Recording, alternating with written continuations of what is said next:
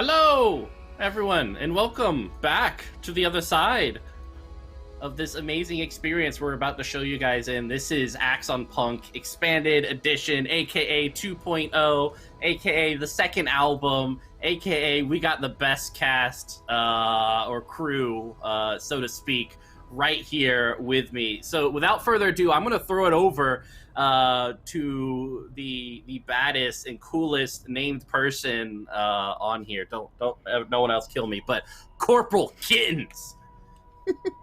I know, right? With that name, you can only be absolutely bloodthirsty or a cinnamon roll. I'm hoping to be both today. I'm playing Corporal Kittens, basically a rogue AI.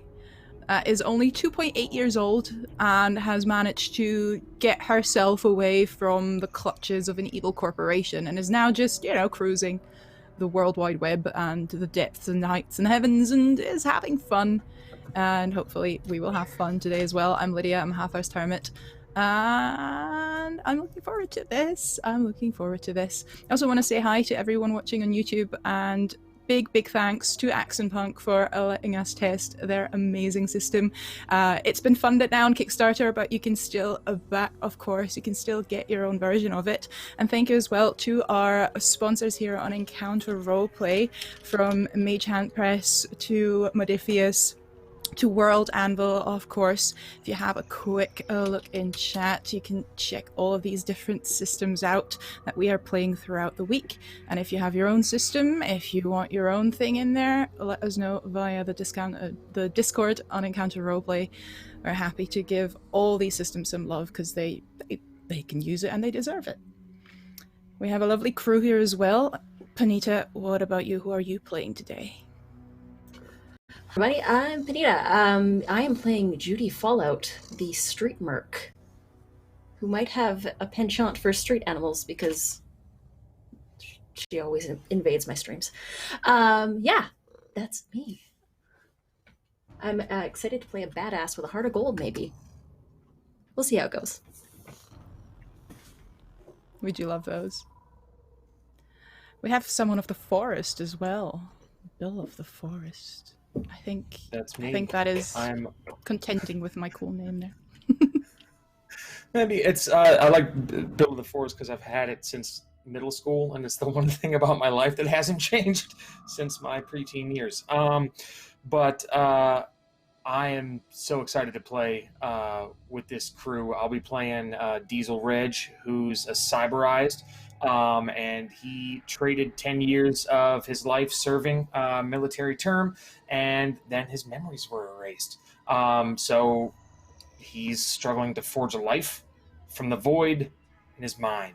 So that'll be an interesting angle coming into this for a one-shot, because who knows what's going to happen. I'm excited to, reading the rules and playing the game are totally different things, so I'm so excited to actually, put my feet on the ground with this thing and kind of live in this rule set for a little bit. So I'm super excited. Super excited to play with all y'all. I play a little bit with Michael in another game that we're doing that's airing pretty soon here on Mondays. But haven't got, I know of y'all, but I have not got a chance to play with y'all, and I'm so excited. And that's it. And Michael, the actual person who knows computers in this group. Playing a hacker today. Yeah, well, I won't hold it against anyone. I'm not an elitist code monkey, so it's all good. But I'm excited. I'm excited to play in this campaign that has seems to infuse urban hip hop and computers, some of my favorite things. So that's really exciting. I'm going to be playing Johnny Zeros, who is a hacker. And so I'm really excited to play that. I don't know if we're sharing any of our story, but they're trying to look out for someone and maybe find a solution to helping someone who they care about a lot. So that's me. I'm Michael Sinclair II, and I go by Michael Crits everywhere. So that's me. And like Bill said, I also am going to be playing in a game with them that the show should be airing sometime soon. So look out for that. And I'm on Faeforge Academy, the podcast. That's it for me.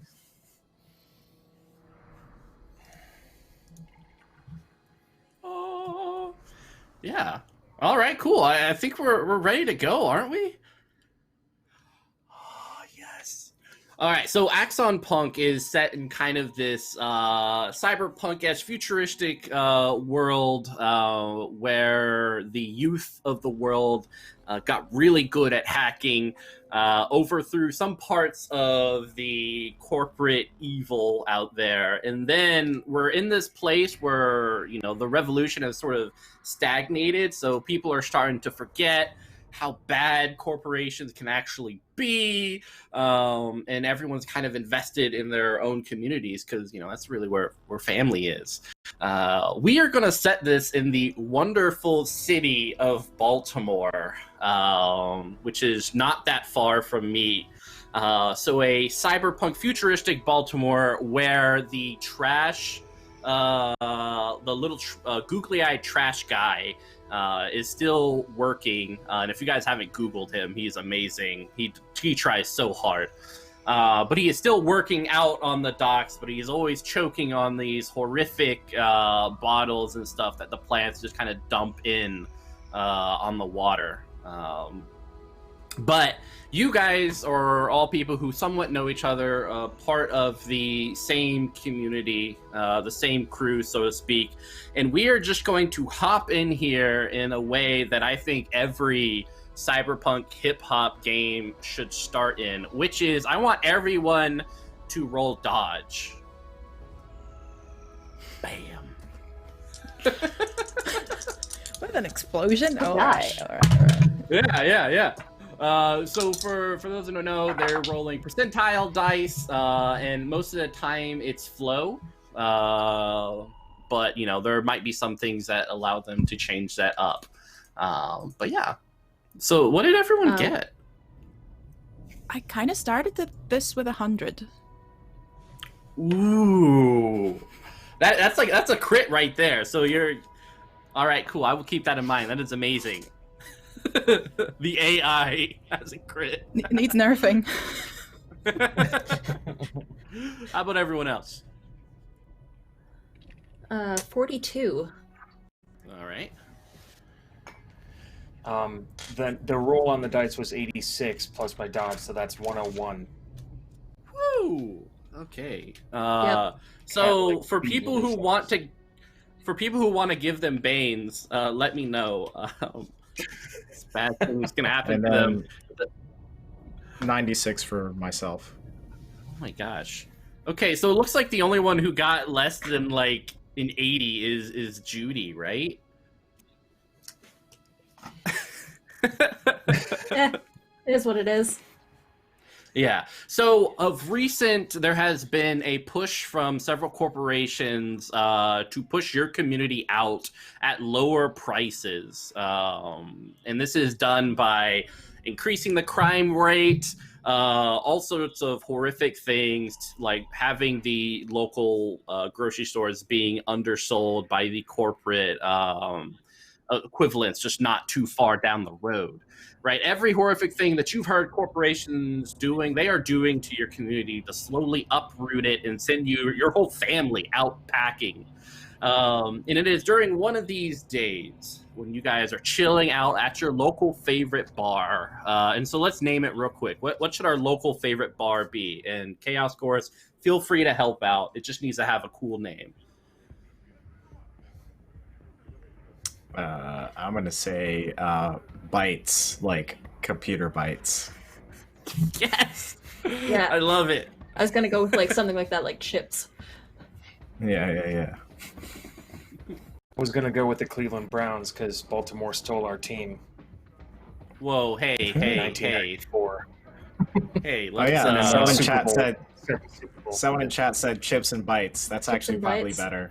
Chips and Yeah. bites is pretty good. Yeah, Chips Yeah, and yeah, Bites yeah. is perfect. It has like this little like neon sign in the front of it, especially in the virtual world where you can have a little bit, everything's more, right? There's more colors, there's more GIFs, there's more memes. It's amazing. And so you have like the little Pac-Man mouth just kind of eating a computer continuously. Chips and Bits. It's the best place within half a mile to get drinks. of a variety. So that is where you guys are hanging out, and you guys have been dealing with this horrific situation for some time and wondering how exactly to fight off the man. It is during this time, as you guys are slowly planning and enjoying some orange juice or what have you, that a small canister titled the Fun Bag bursts through the window, starts spinning around with smoke, giving you guys about half a second to duck for cover before exploding in shrapnel. So as you guys all dodge and weave, Judy, I'm sorry, you don't dodge and weave as much as I would like. So immediately you're gonna take 5 damage. Now, of course, if you have any armor, that will soak it. Everyone else, you guys critted so well that you're not taking any damage. And this is how we're going to kind of cut to each of your characters as you describe what you look like, how you are getting out of this burst of shrapnel. And so, yeah, I think since Judy, you had the most immediate close encounter to this shrapnel, let's go to you. So, yeah, what does your character look like? How are you dodging out of the way? You just got hit. How are you feeling? So Judy's dressed in biker leathers. She's got cool dark skin. Her hair is in a mohawk. She is, as soon as she sees, I think she's like chatting with someone and just sort of like looking off to the side, but it's right there. And she just looks at the dawning horror on her friend's face as they see the fun bag about to go off. What are you looking at? What? Oh, shit. And then just takes the full brunt of it. Only 1 armor from the leathers, but so that would be 4 damage, I'm guessing. It only soaks the 1. Yep. Yep. Sounds about right. Sounds about right for my day. I have a max health of 12. That means that I am down currently to 8. Yeah, so not a great So not day. very good. Oh. Yeah. And you can kind of you're taking the brunt of that damage, and you're looking at your friend who was holding this large glass of orange juice, and which is just shattered in their hands. Luckily, no damage to this person. It looks like you are destined for this. Yep. This is how I knew this day was gonna go. Yeah. All right. Let's hop over to Diesel.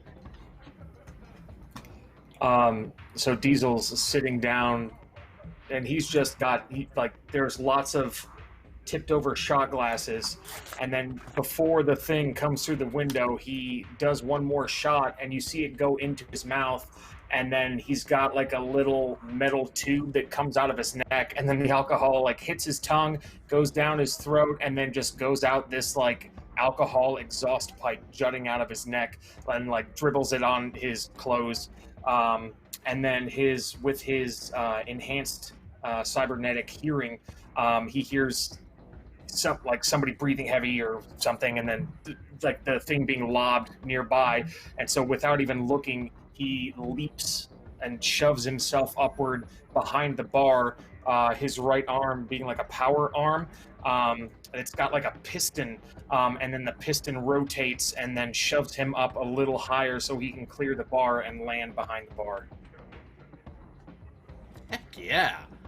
Like, with the grace of a cybernized, it is beautiful and something to behold. All right, let's go over to Johnny. So Johnny is going to see that he's basically just like coding on his laptop, on his console, his portable deck, and he's just like going to town on it, sipping his G&T and just super focused. And then he every so often he just always looks up just to like figure out who's around him. He looks up and he sees the fun bag, and he's gonna like You ever seen someone slam a laptop entirely way too hard and you're like, whoa, calm down. That's what he's gonna do. He's gonna grab his console and just like protect his face and jump over the bar just like Diesel did. But once I hit the ground on the other side of it, I'm just gonna go into a combat roll and kind of just wait there and see what else happens with my console. Excellent. And Corporal Kittens, you are a unique one, so go ahead. Kittens, as you know, the friends call her, this is her place. This is her home. This is where she lives, in as far as you can call this living.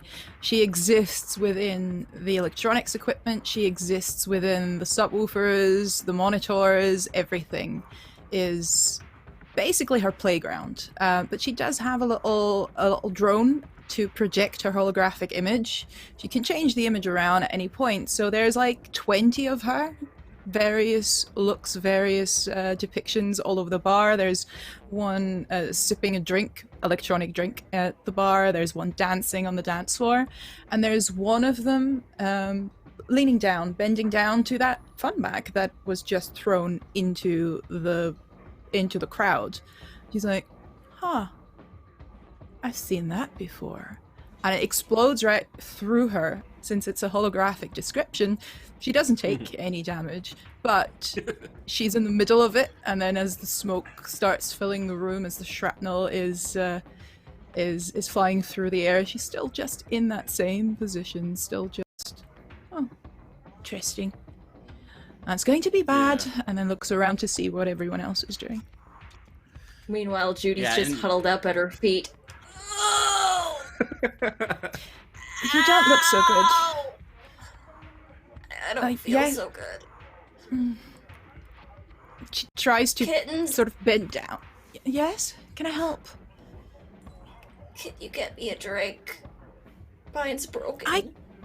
Would you like something more healthy, as like a blood transfusion? You're bleeding really badly, my dear. Everything hurts, and I'm dying. Oh, Maybe okay, not don't. dying. Don't. That's not bad. That's not good for you. That's very bad for you. In fact, I'm getting help. Thank you. She can't really touch anyone like this. She can't really do anything as such. But she's going to head to the bar where usually the people who are in charge have all their important stuff, and hopefully a first aid kit of some description. Yeah. So let's make the bartender real quick. So what should this person's name be? I mean, I do still actually want to, like Cindy from the book from the original setting, inspired by Janelle Monáe. I kind of want her in there. If that's Cindy, okay you with said? you. Cindy, Heck yeah. The original setting has Cindy's bar, and the sort of how do they cyborg matron they describe her as, kind of like that. Awesome.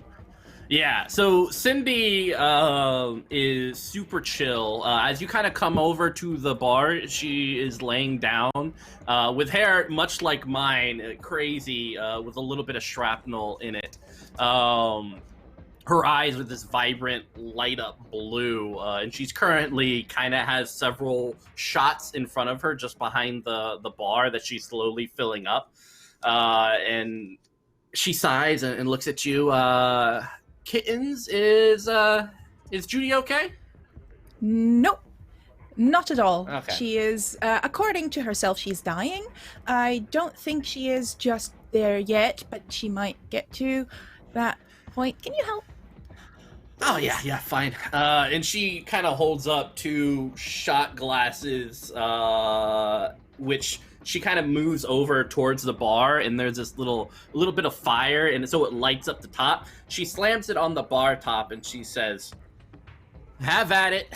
This is on the house, especially if you get rid of the newcomer." So one of the drones will fly down to pick up that shot glass and have it flown over to Judy. Yeah, and this thing is on fire, and kind of in the as the dust and everything starts to go down, you notice that there's a silhouette figure of this man, really tall, probably about 8 feet tall. His legs kind of are quadruped, so they go back. I forget what the actual term is, but you guys got it.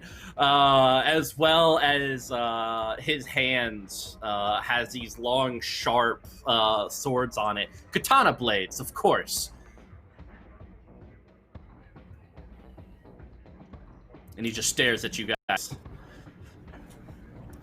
with mischievous and malevolent intent. Now, would Reg be able to discern, like, all right, without looking at it from before, like, all right, this is the person who definitely threw that fun bag in here? Oh, yeah. You even notice that there's several other fun bags kind of tied to his waist. So he does have more to send out. And as you're kind of watching this, you guys notice that Cindy has kind of casually moved over to the old jukebox and kind of with the what's left of the speakers, you guys can hear the Don't Back Down song by Eminem start to play up that little da na na na na da da da na na na na na. Roll for initiative. So only one person rolls for initiative because you guys are doing it as a team. So one person roll that percentile. I will roll for my guy. 1, 2, 3. Not it. Who rolled it? Was it you, Corporal? I haven't rolled anything yet because it's. I mean, I can. Let's hope that whole luck just keeps going. But Yeah. That is a 96. Oh, heck yeah. So you guys are first. You guys decide who goes first, what happens. Nice. Have at it. I think the drones hand out the shots to these exact other 3 people, which would be Cindy's way of sort of telling people who are going to defend this territory today. Yeah. I mean, correct me if I'm wrong, but that sort of bullshit happens every now and then in this world, I figure. Yeah, So- especially nowadays with the corporations, the megacorps trying to push you guys out. Anytime they can say, "Oh, this place has too much crime," is exhausting. It's Tuesdays. So one of the shot glasses, you see the projection of Corporal Kittens inside flies up to Johnny, and just her face looking very sweet and very cute, and her voice in your head. Should we hack some things together?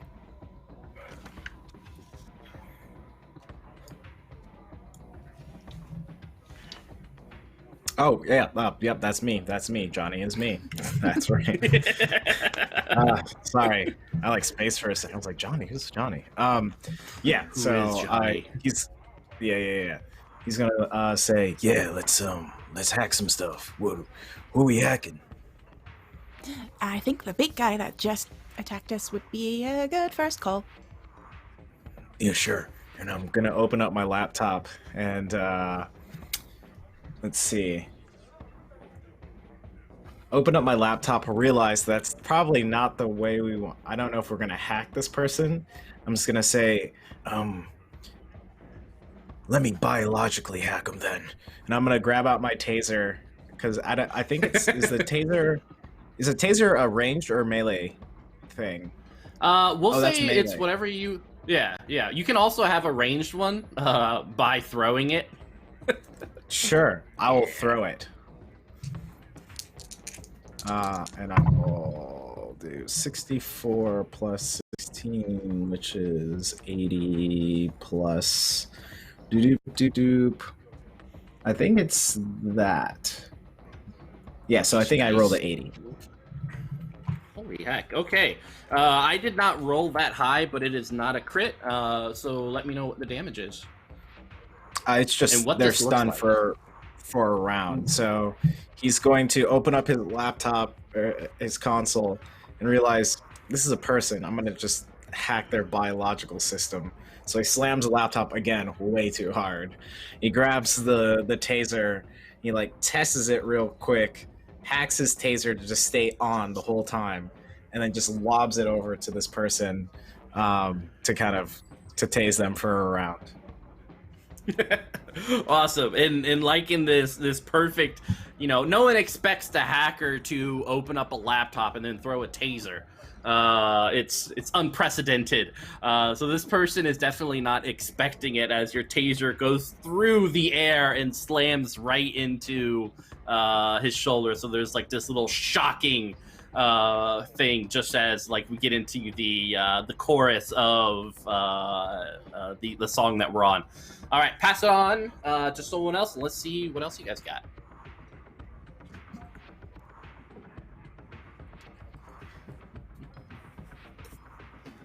Judy's gonna grab the shot out of the air. Down it one.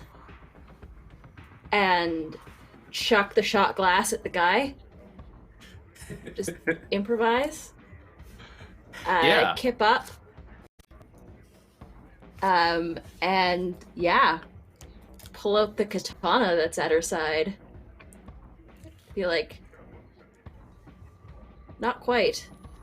Not quite two, but it's still what you do with it that counts. Quality over quantity, baby. And it's gonna rush in. All right, go ahead and give me that attack. Okay, so katana. So that would be martial arts, I'm guessing. So an impact roll. Yeah, unless your martial arts, what it allows you to do is use other stats, which is pretty cool. So depending on how you exactly flow, it's up to you. So normally it could be impact, but if you're more of like a dancer while you're attacking, your martial arts could be used with flow instead of impact. So it's kind of up to you. Okay. I think it's just gonna be just brute force. I've already tossed something straight at his head. I'm gonna go with impact for sure on this one. Excellent. All right. That's a 92. Holy plus heck. things. Plus 92 plus 16, 108. 108 plus 10 is gonna be a whole lot. All right. Yeah, you have 118. critted. Yeah, you have critted on this person. So you can either do extra damage or you could do something cool. And if anyone has anything to offer in terms of what exactly that cool thing could be, feel free to hop in. But Judy, what are you doing? I think at this point he's got two katana arms. Yeah, what they I'm kind of seeing? like jut out of his elbows, super cool like. Super cool, like, kind of like. Yeah. Okay.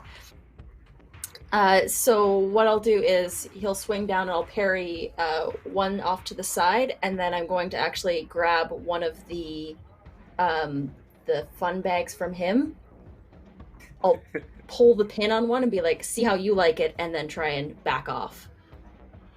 Oh, I love it.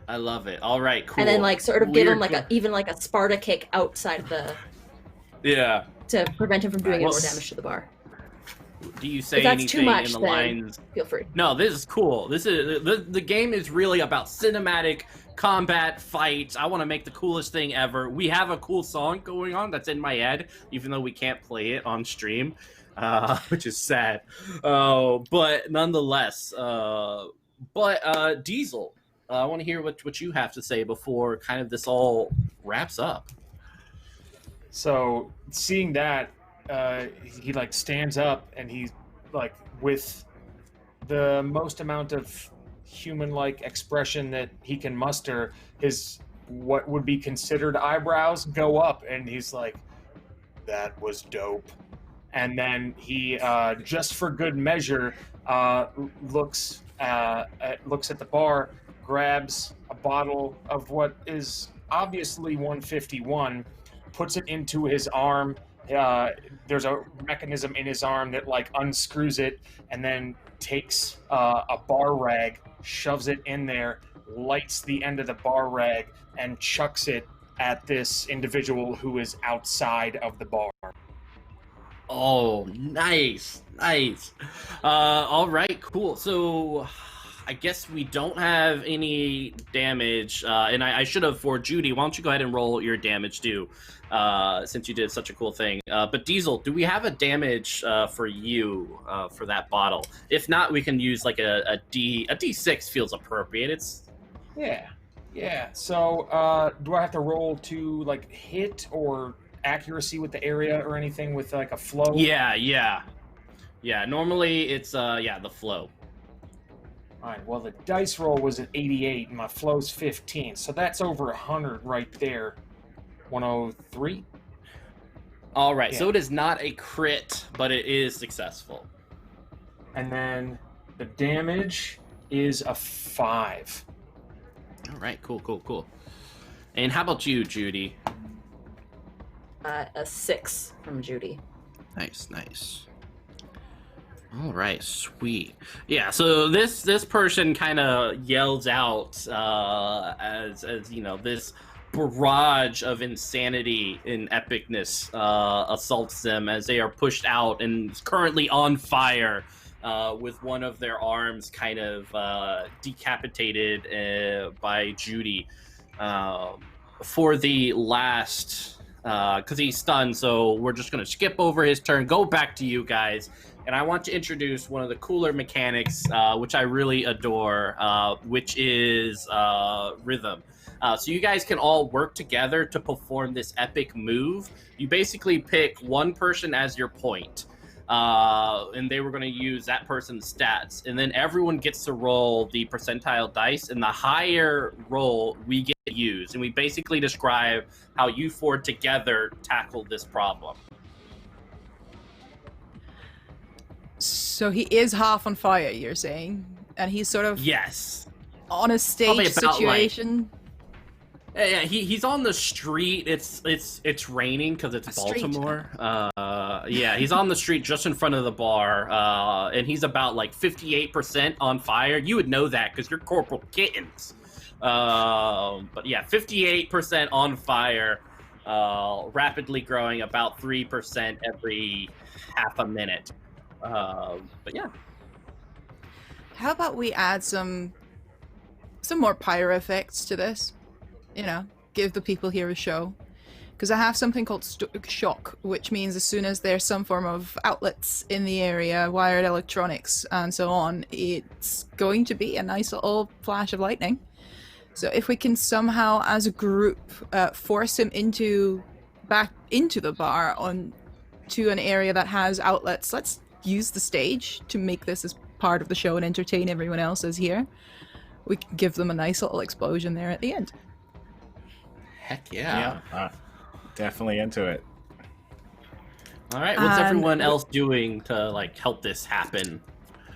I also have some sort of shocky thing, so as a hacker, so I'm gonna try and overload the sign to basically like burst out and the sparks and glass onto this person from that the bits, or what was it, the chips and bits. Chips and bits and chips. Sign. Like yeah. So I'm gonna bring out my console, open it up, and then start just hacking away to make this explode and send an arc of current down as well onto the person with the machete arms. At this point, Judy is essentially dueling in hand-to-hand combat, so she's just going to like start like parrying and like forcing him like kung fu style into the direct path of the current. Awesome. And Diesel. Diesel's going to attempt to leap over the bar and flank him to like corral him into that current as well. Limit his tactical advantages. Excellent. All right, everyone, roll your percentiles. We will be. Who's your point? Is it Corporal Kittens? Corporal Kittens. Yeah. Corporal Kittens. Yeah, I know what Let's they're do doing. this. Nice. That's my luck out. I rolled a 5.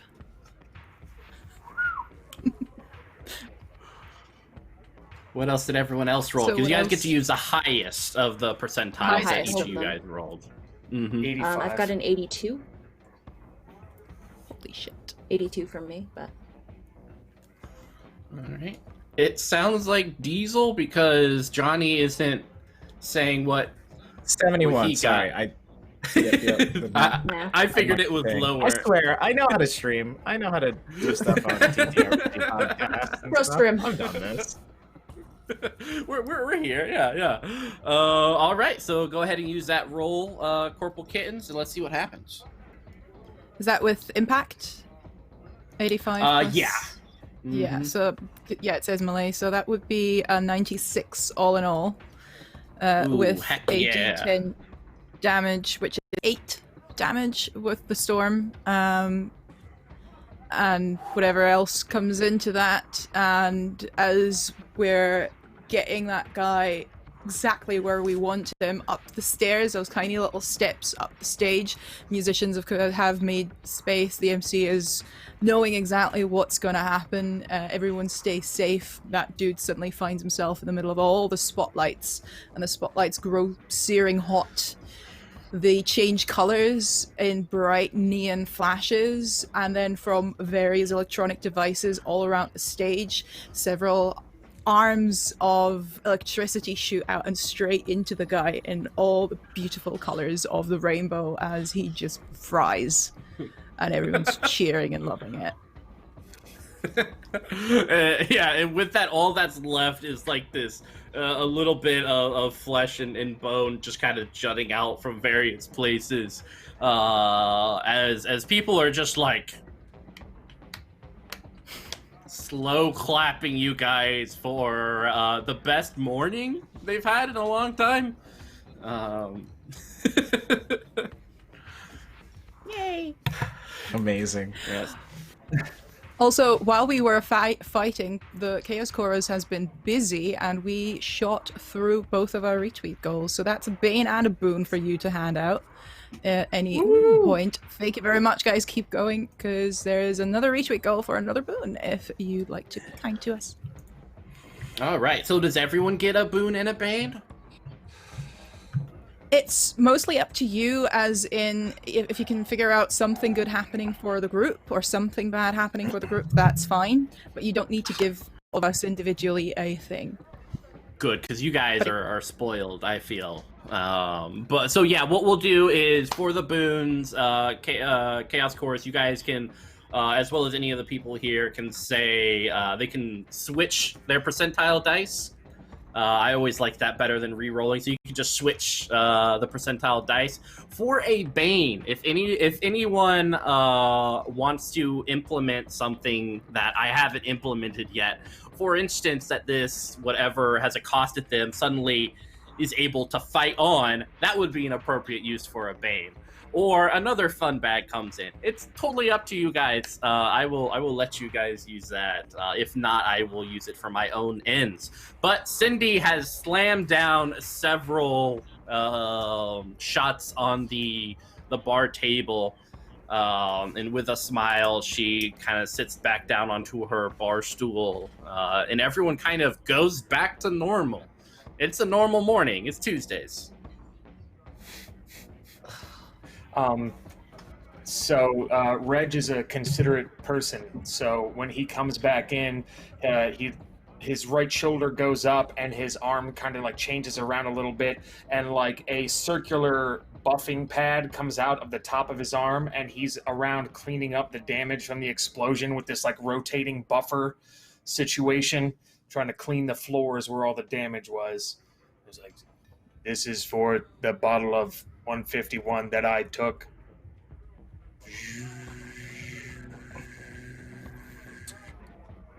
I will also talk to the lady at the bar. Yeah, I'm pretty hungry after that battle. I'm pretty sure the rest of my crew is too. Can we get the special, the bits and chips plate? And I'm trying to get like some like, it's basically like fish and chips, but they call it bits and chips. Like extra tartar for me, the usual. I don't know why this guy likes tartar sauce, but he definitely does. Oh, I'm feeling it. The moment I heard Johnny zeros, I was like, tartar sauce. The two shall become one. And so, yeah, Cindy, like, yeah, no problem. and after a while, so everything is always eaten communal style in this place. So whenever you guys like order food together, she just has this giant boat of fish and chips, or bits and chips as they call it, and each one is brightly colored, because in the future we can have brightly colored chicken with various like indigos, purples, and pinks. And she even like breaded one of the chickens to look like approximately you guys as thanks. It's not good. It's not good at all. But there's 2 legs and 2 arms. So it's great attempt. It's served inside of a half-open computer box too, right? Like, Oh yes. yeah, desktop box. It's full of it. Yeah, and the potato chips are like these little keyboards, like carved into like the little keyboard keys. There it is. Judy's gonna pull out a first aid kit and start like bandaging herself up to try and get things a little bit more contained. Probably cracked a rib or 2 from that impact. Yeah, but hey, the tartar sauce will help. Yeah, tartar sauce does numb the pain. Alcohol does help too. Certified chemist. Living by the sword is a messy biz, and any punk that's still stepping knows how to patch themselves and their mates up on the go. So I'm gonna make a check to try and get myself a little bit better off than I was before. Yeah. So yeah, I get plus 20 on my D100 check, so I'm gonna do that right now. Oof, not very good. I only rolled a 4. Plus 20 is I've got organic first aid at 10, 20, so that's like, no, that's not even, it's like 32 or 34. You I'm not can rolling well on this you can use an exhaustion token to give yourself a bonus, which will put you up high enough to be able to heal yourself. It'll just take some mental fortitude. Okay, I'll do that. And Alright, I'll bump cool. myself back up. All right. Yeah. So you heal yourself. Let's see, D6 plus your data bank plus first aid divided by 25, rounded down. So yeah, just pop in there. Math. And what does this look like, especially as you have to exert some focus in order to finally get everything set up? She's just cursing the entire time, like, fucking corporate goons, what the hell? And just trying, just not even, paying attention to anybody else, but just, focusing and just swearing the entire time and just, tuckering herself out from, all the overthinking and all the, why would they come here? Don't they know that this place is off limits and it's protected? Come on, you'd think that after 20 some odd years of corporate control, they'd at least, have sort of half a handle on this, and just angry grumbling the entire time, and she's just gonna tucker herself out talking to herself. Judy, here's some pain cutters. Take a couple of mine. Just, I know you're all worked up. Thanks, Johnny. Then she's gonna pop a pain cutter. Yeah, Corporal so D10 temporary health for D6 hours, if you want to roll that. Okay. So that's a 4 extra on top, and then I rolled a 6 on my D6 for the. All right, that should be more. Yeah, that should be more than enough than what you got. As you're able to pop ribs back together. And she's just real tired now. It's I could just go for a nap, but I don't think that's what this day's gonna happen.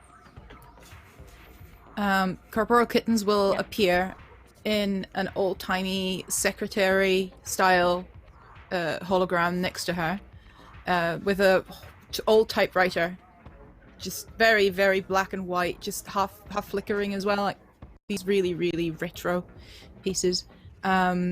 And she'll say, I will actually check that for you, and I would like to use the net to figure out if I can find anything about what this guy was doing, who he was sent by. I do have lies, as in processing information and intercepting communications. I don't technically want to mimic anyone's voice, but I want to see if I can find out why this dude was here, if that was just your regular Tuesday attack, or if there was something more behind it. All right, yeah, that sounds perfect. Go ahead and roll. So Usenet is with Soul. And I have plus 20 to that. Ah, crap, which I'll need. 20, 40... That's a 61. Ooh, nice. All right, let's see what I got for this. All right, perfect. So with everything that Corporal Kittens does, it's less kind of the hacker style slamming on the computer board, and it's kind of you exploring some avenues with your various high flying intelligence. So yeah, what does this look like for you as you're making this journey as an AI? Well, what everyone else just sees is that secretary typing away at the non-existent typewriter. What Corporal Kitten sees is essentially like floating through a colorful cyberspace full of the weirdest building blocks that you can possibly imagine. Just for her, everything is rainbow colored. For her, everything is just pure excitement and joy as she floats around, and almost, yeah, like a rabbit hole, really, like chasing various bits of information that seem to be promising, like dolphin chasing after fish, and trying to see, that he looked a bit like, no, that's that they're just trying to sell you military gear. Oh, maybe this one. Oh yeah, that's the corporation that tried to buy the block the other day, and just chasing around various bits and pieces, hoping something makes sense. Yeah, and you can especially see that there's these data transfers, which always have these spiraling rainbow-like colors jutting out from various places. Up above you are the grand corporate signs, like the golden arches that make you think of that Big Mac, dribbling down with this little meat juices onto the cyber world below. Wendy's, of course, the kind of the red hair and everything, kind of looks mischievous out in the distance. Someone to not be messed with on the social media area. And it's during kind of looking through that, following these gorgeous colors.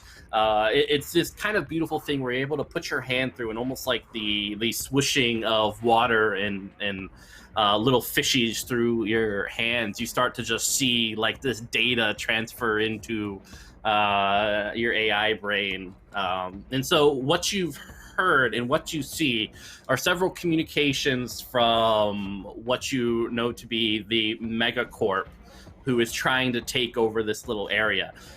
It seems like this little thing was meant to be a distraction for their ultimate goal, which is the seizure of several of the equipment from the local school. So desks, the boards, pencils, etc., etc. And you guys know that normally the schools in your neighborhoods are underfunded.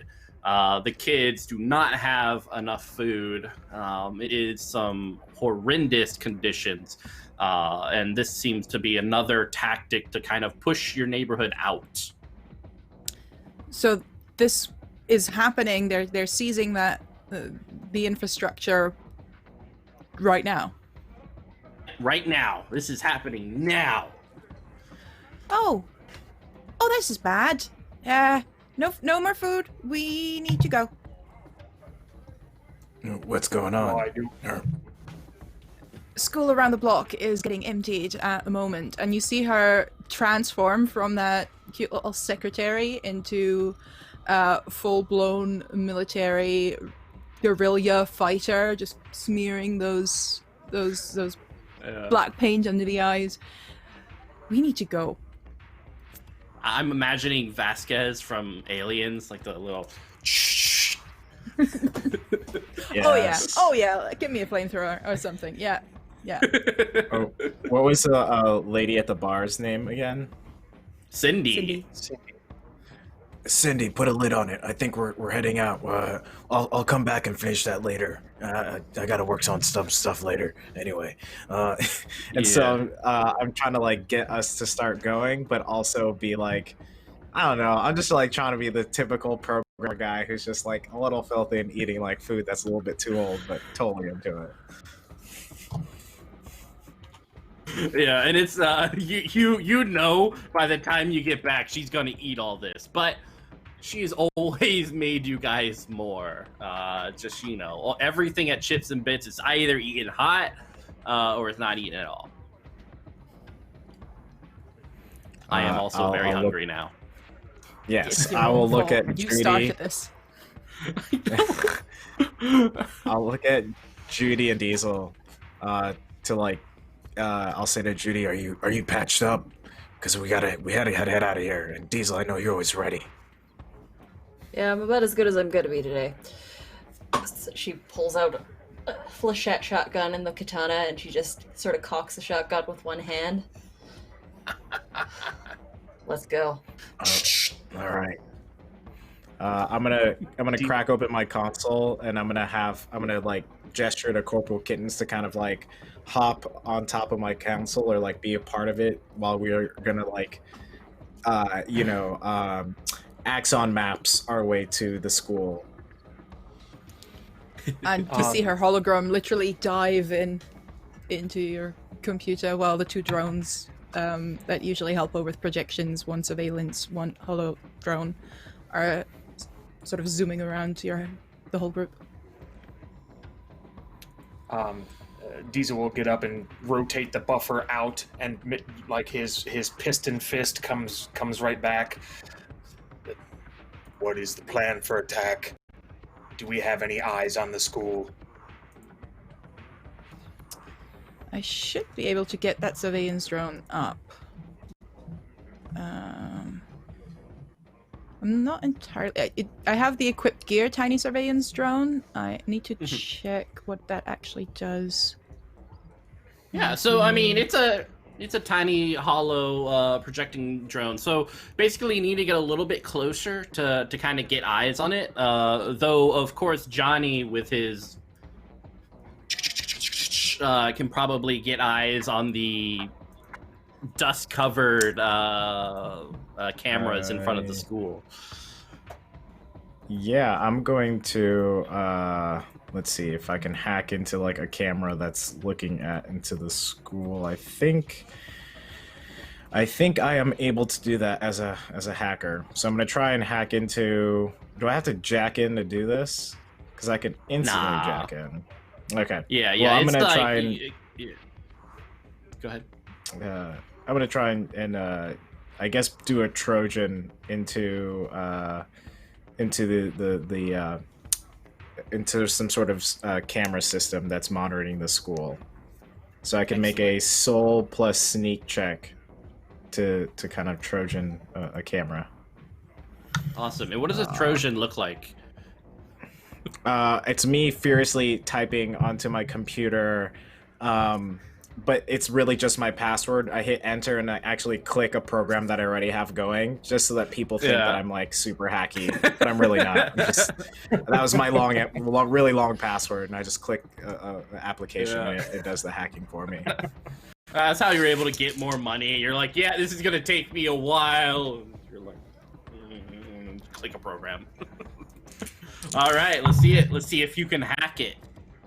Okay, so 63 plus my soul, which is 81 plus sneak, which is sneak a certain thing? Oh, here it's plus 10. Yeah. So 91 altogether. Holy heck! All right, yeah, you hack the heck out of it. A crit against this school. Surprisingly, the amount of security for a school camera is pretty low. But yeah, what you see... Go ahead. Oh yeah, I was just gonna say I have a projecting hologram projecting thing as well, so I'm just gonna click that on so that Diesel, Judy can see it. I believe Corporal Kittens could probably already see what I'm looking at anyway. Oh yeah, Corporal Light.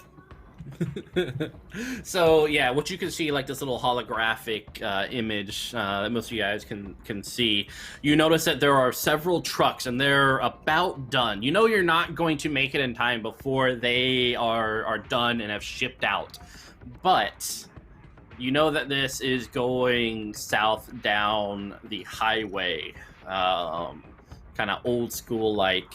So down on Balt Wash is really the highway that you guys can kind of intercept before they get out of your area of influence. Are you saying we need a car? Because I see an armored car here in my equipped gear list. Oh, I can drive it for you. I'm actually pretty good at that. I'm gonna check if it's locked. Oh, Is this an armored vehicle? I mean, that's up to Corporal Kittens. It's your car, right? I guess, yeah. I mean, what does it look like? Won't be. Although, you know what? Sure, it's locked. I think this is something we do all the time, Johnny, where I try and lock it and you try and break through it. Naturally, everything is electronic these days, so it's kind of a little hack off. Kins, we don't have time for this. I know that I lose every time. But just this once, we gotta go. Fine, and I unlock it. And you see her appear in the console, in the center console of the car.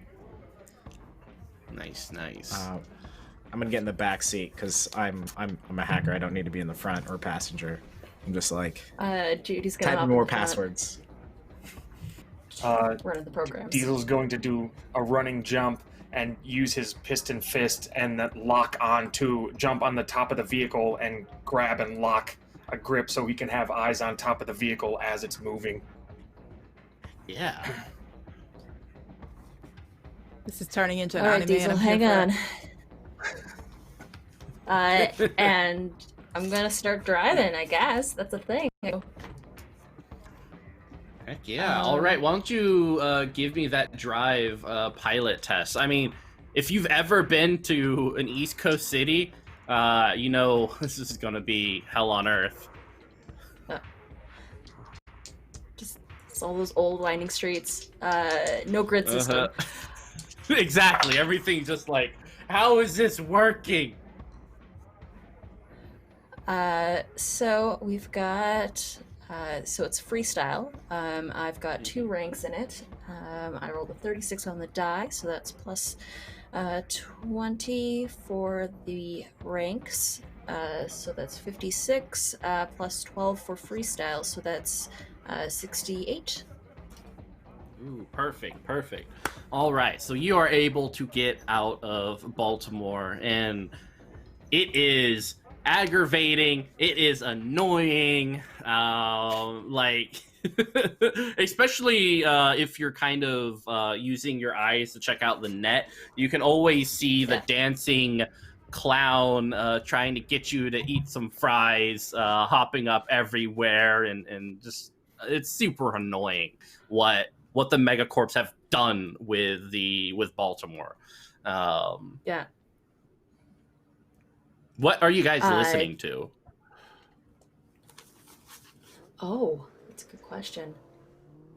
I think I'm going to vote for Close Your Eyes and Count to Fuck by Run the Jewels. Ooh, I love it. Here for it. We really need to have Run the Jewels dedicate some music for this channel. I'm going to work on it. We need to like come up with like a good Spotify playlist for this, I think. Mm-hmm. Yeah. So yeah, you guys are on the highway driving down. Judy has gotten you to a place. Of course, she's not following the speed limit because who follows the speed limit? You guys are going like 90 down this place. The wind kind of floating back. You're diving and weaving through cars, and you finally see up ahead this large truck. You know, like one of those trailer trucks. That is driving down the highway. You know that has everything the kids need to have a good education for the future.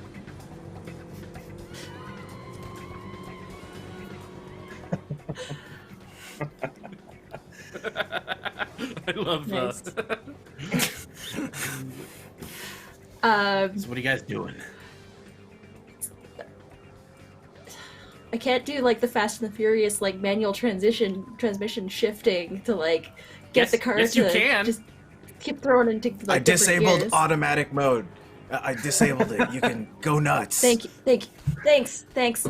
And yeah, she's just gonna like just gun it ahead, and then is going to do a J turn, just so that I'm gonna do the Fast and the Furious thing where you'll whip the car backwards and then put it in reverse, so that way you're driving backwards. Yes. Yes. Oh man, our first Fast Yeah. and Furious reference, and it's amazing. Go ahead and roll that drive. It's gonna be Okay. difficult, but I believe in you. That's a 71 plus 12 plus 71 plus, so it'd be 32 plus 71 is 102. Oh heck yeah! Tell me how this works out, and like what beverage you're drinking while you're one-handing wheeling this. I think I got something in a to-go cup from the bar, so it's just like an extra. It looks like a big gulp, but it's probably just soda water. She's just casually, like, no hands on the steering wheel, like just one on the gear shift and then just one on the drink, and just like occasionally looking behind to make sure that there's no traffic coming. And as like she's eyeing down the pilot on the other one, and then I just yell up to the top, "Diesel, if you're going to do something, you better do it now." This is perfect. The biggest so of gulps. Is there It's like- there anything? Does Diesel see anything conspicuous or that stands out that wouldn't normally be there in this lookout position on the ride? Ooh, what are you thinking? Like, what sort of weirdness are you looking for exactly? Like if there's a lookout, like if they're expecting us and there's like somebody on a roof somewhere that's like, oh yeah, they're coming, they're on their way, look out. Or like we're trying to be, if there's any sort of odd traffic, like we're going to be intercepted by bikers and then it's just like a game of road rash. Oh, heck yeah. So, you notice from your vantage point as you're holding onto this car as it swerves J-turn right in front of this vehicle, flips into reverse and starts tearing down right in front of this this huge truck. That two motorcycles have come up from behind it and are slowly picking up speed, racing towards you guys. Each one in kind of like this black helmet and black leather outfit with their long leather coats flapping in the wind. Diesel's going to reverse his grip and then turn around so he's facing the vehicle's moving forward, even though it's moving backwards. But to visually engage these oncoming vehicles, and then from his side pouch, wrapped up in his belt like a whip, he pulls out a long 10 feet segment of chain and like whips it and just gets ready for the approach. Oh, heck yeah. And then All he'll right, call, sweet. he'll call down to the crew, vehicles approaching, 1 truck, 2 motorcycles. Yes. All right, Johnny, Corporal Kittens, what are you doing? What's happening? I'm going to try and stop the truck without destroying any of the equipment inside. We need to give it back. Hostile takeover time. And I'm jumping out from this particular car, because Judy's got that covered, and into the other. Because I can take over electronics, hardware, or cyberware. Excellent. All right, are you trying to take over the bad guys' vehicles or just some random passerby? I'm going to try and take over the truck with the school equipment to make sure that one is A, stopped safely, B, yeah, that they can't get away with it. Excellent. All right, go ahead. It's a 59 plus. Hold on. Freestyle and using it. So much maths.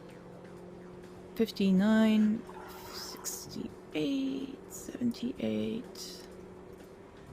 98, all in all. 98, awesome. All right, so you beat this guy. So you kind of phase into the passenger side of this truck, and you notice that there is a guy wearing overalls, smoking a cigarette, and his eyes go wide as you kind of are there. And just kind of with your AI amazingness, you're able to start like steering the wheel, and he's fighting you the whole time.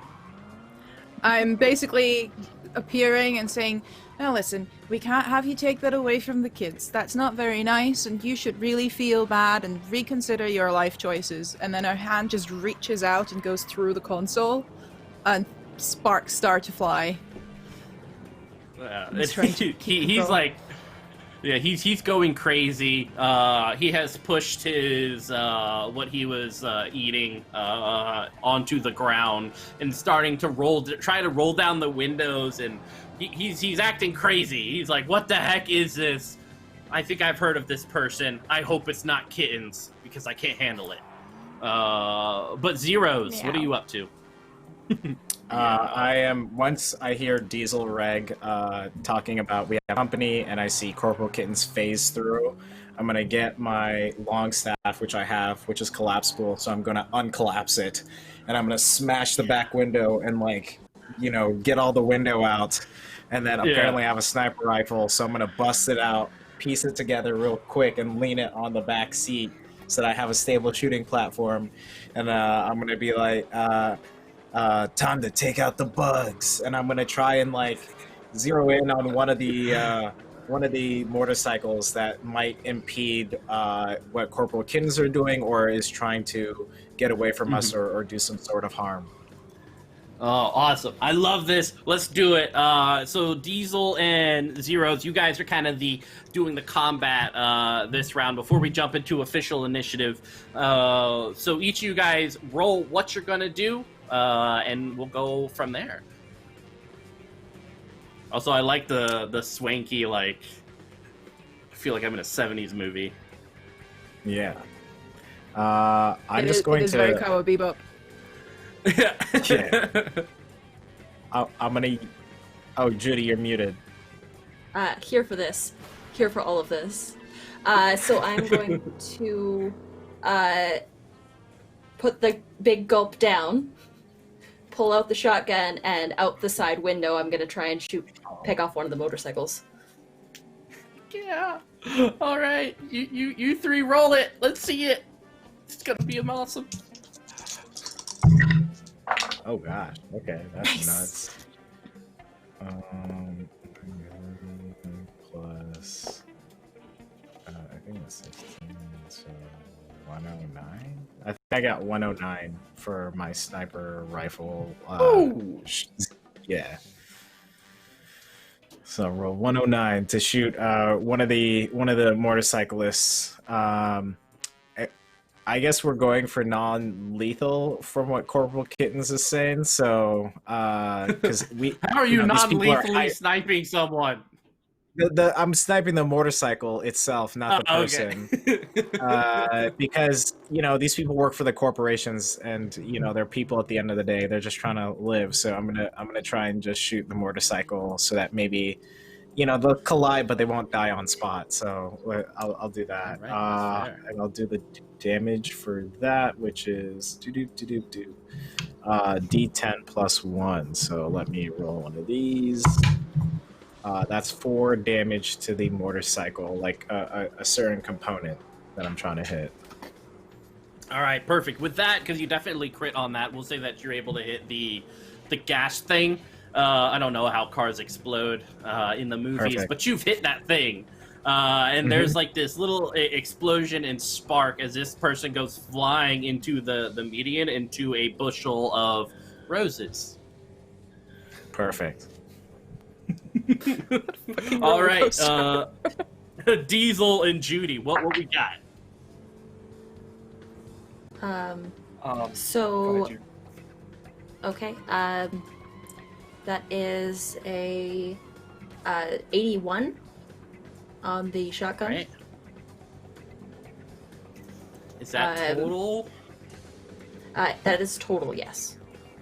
All right. Unfortunately, you know what? It's Not quite enough. It's really the driving and stuff like that. You notice that the motorcycle Yeah. just kind of juts off to the side as sparks fly against the road. You know, you're trying to shoot with a big gulp.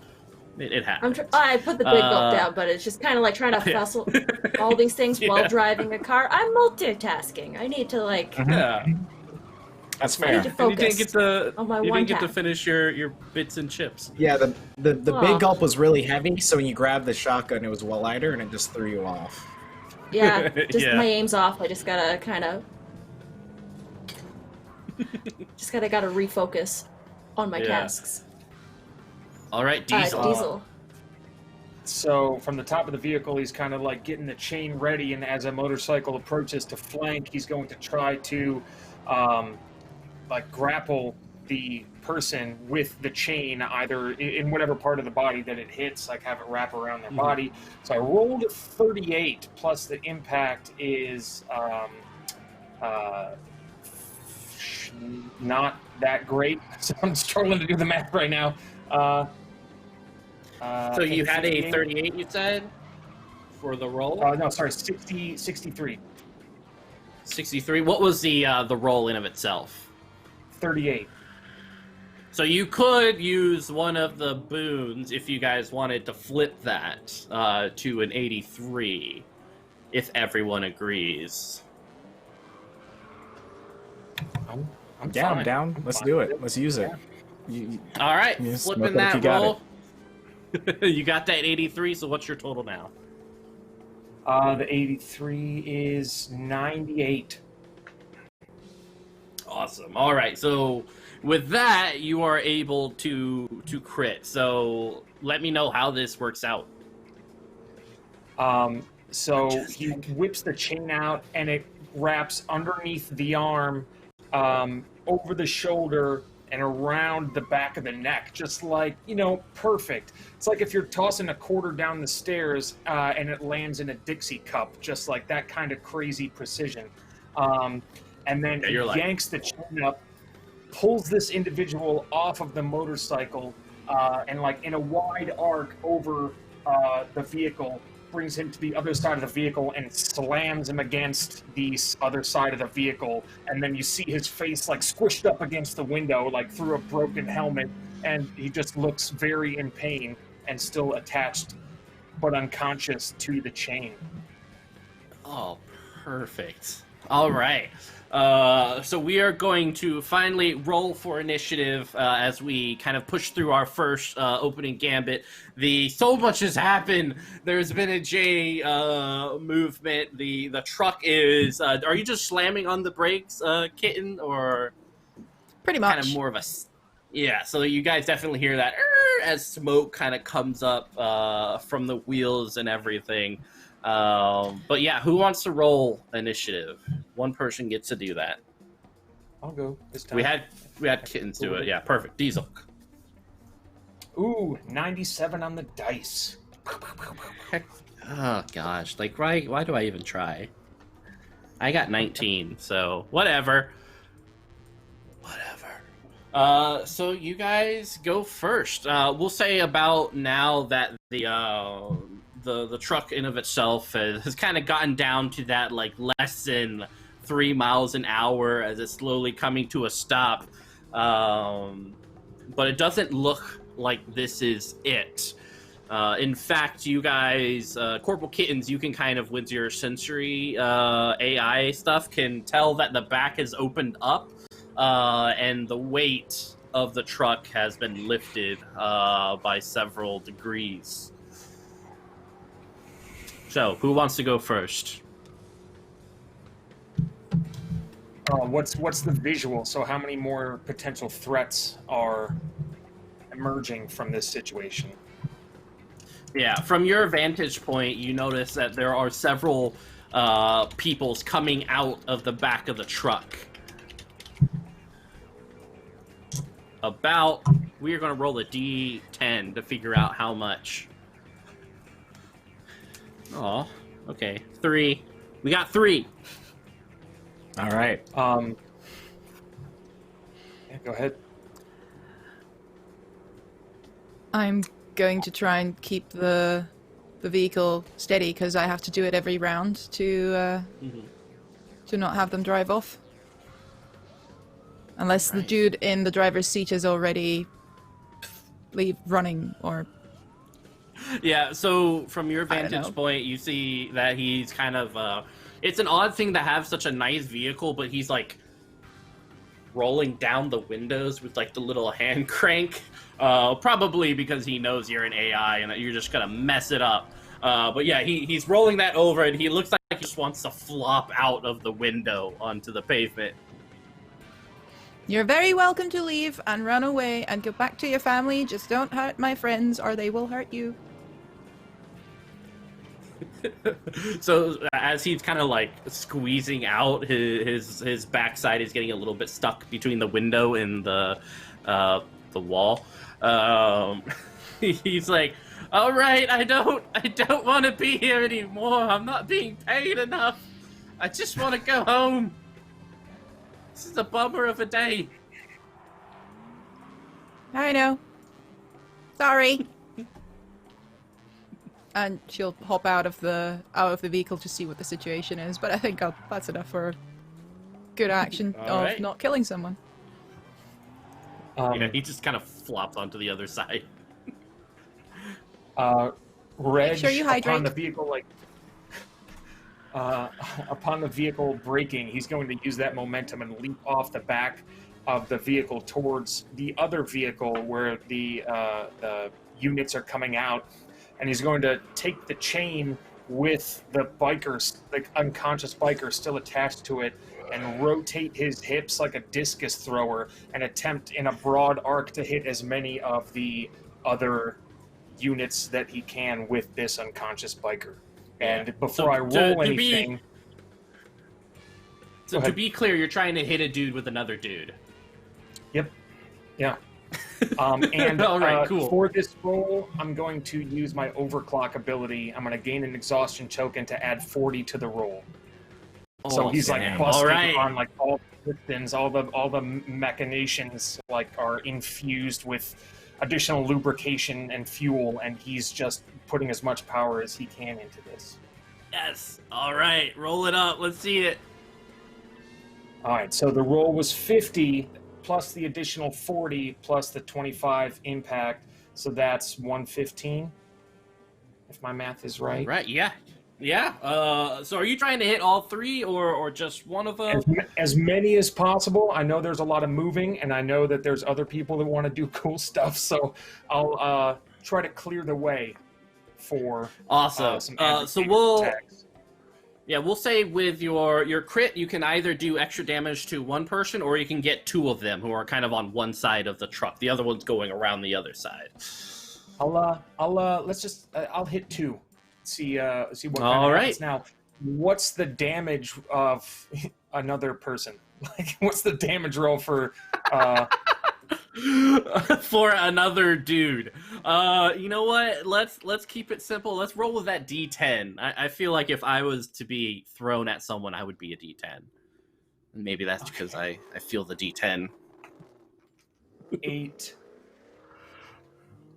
damage. 8? All right. Yeah, so, and you're going against 2. Yeah, so 2 of them just kind of fly back. And you're in the middle of traffic, so cars are like being swooped around like it's going down. So why don't you give me another D10 roll? If it is 7 or higher, one of them is going to get hit by a car. It was a 4. All right. Luckily, they kind of roll off onto like the little white lines as cars swerve on either side.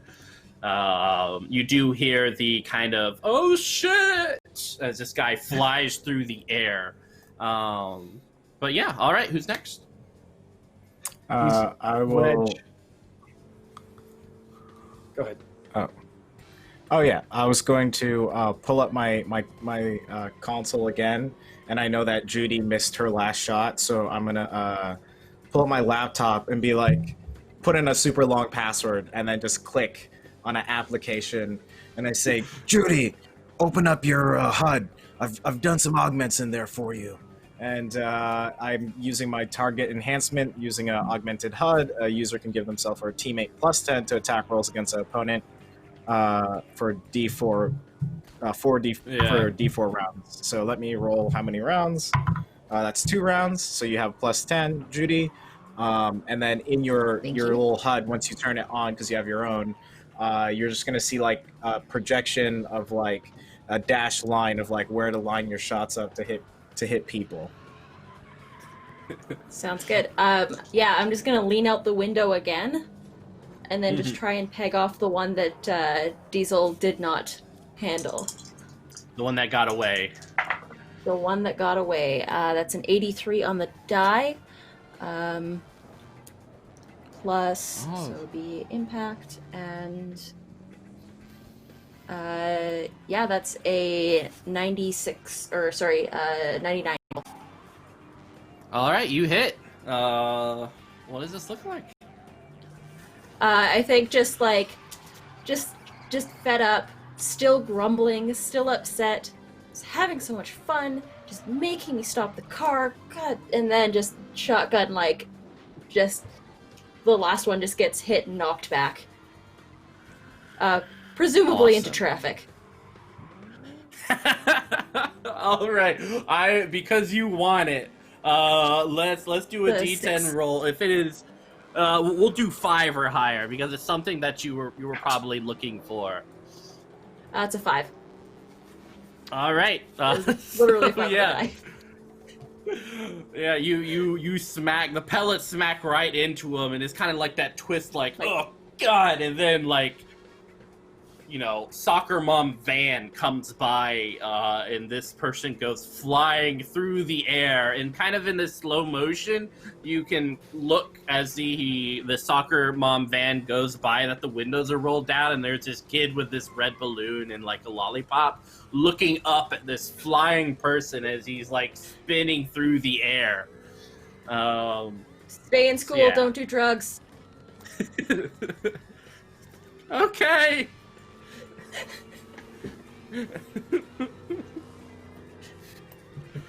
So yeah, that happened. Let's see what we got. So for my guys, because really there are 2 who are still able to do stuff, who didn't just get hit by a car or a van. Kind of roll up on their heels. One of them, you notice Diesel, kind of just hops onto the vehicle you're on and starts like spider climbing it until he flips up, gets in front of you, and with this very Neo-esque come at me, begins a wild and crazy dance with you. So why don't you go ahead and roll dodge? You got it. All right. That the dice was a 57, so 72. All right. Unfortunately, it is not enough. You take 5 damage as he kind of like, with this amazing footwork, kind of kicks you right in the face after doing a spinning kick, which you dodged. But it's that last kick you didn't see coming.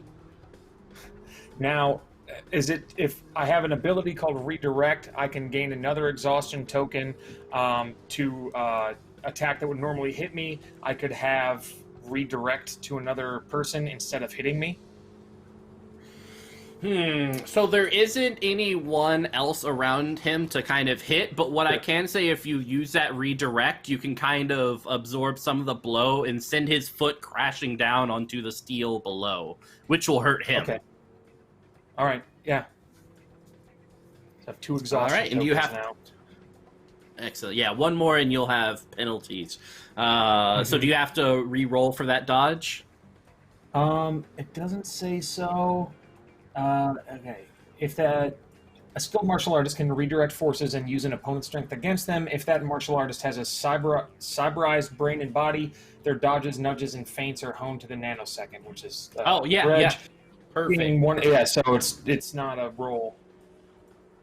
Excellent. Yeah, so it smacks against the so you don't take any damage as his foot smacks into the steel on him as he grabs his feet like, ow!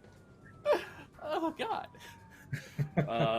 And kind of regains his composure once again because he knows this is a pretty important fight and you are a scary looking dude with your red eyes.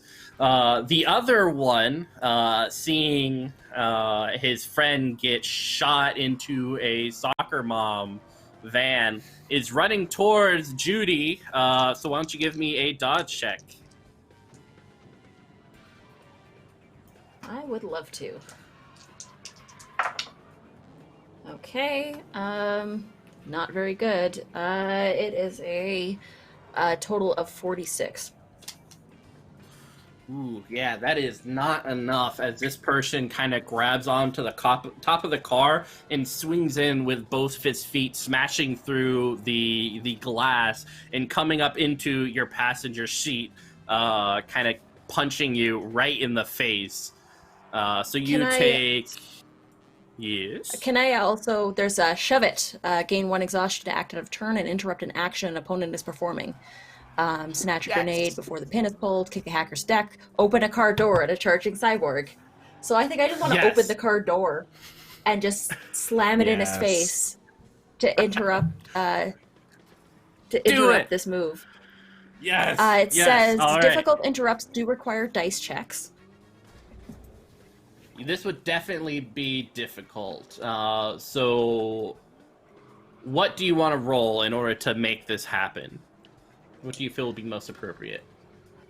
I think at this point she's just gonna start to get out of the vehicle. So she's going to just sort of swing the door open and then at the same time pull out the katana and like try and do like a flourish to like just sort of almost backhand them in the face with the butt end of the katana.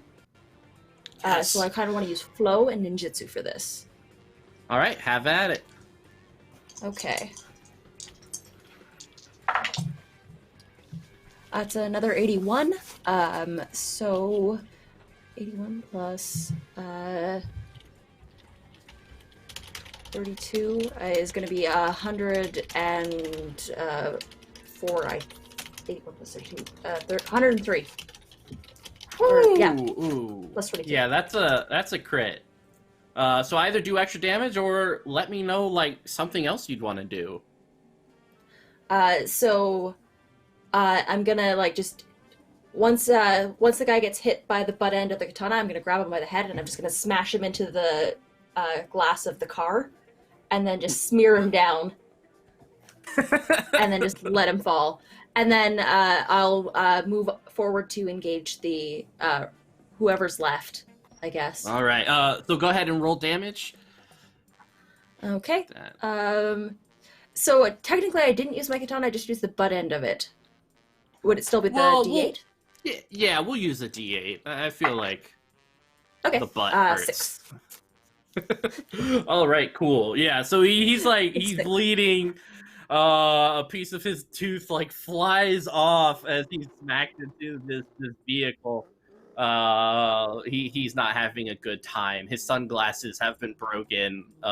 It's not good. But yeah, that was their ineffectual turn.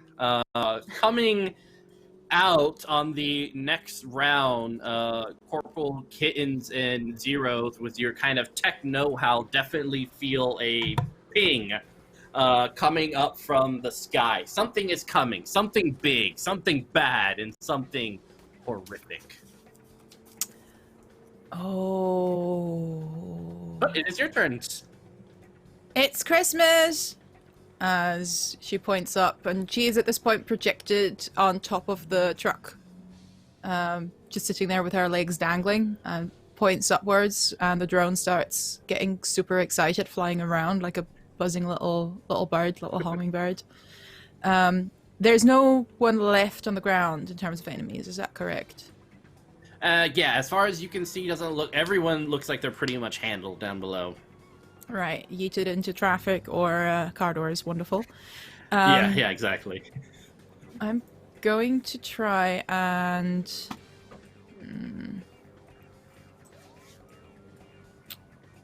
I have to wait anyway for whatever is landing. Is there such a thing as holding actions?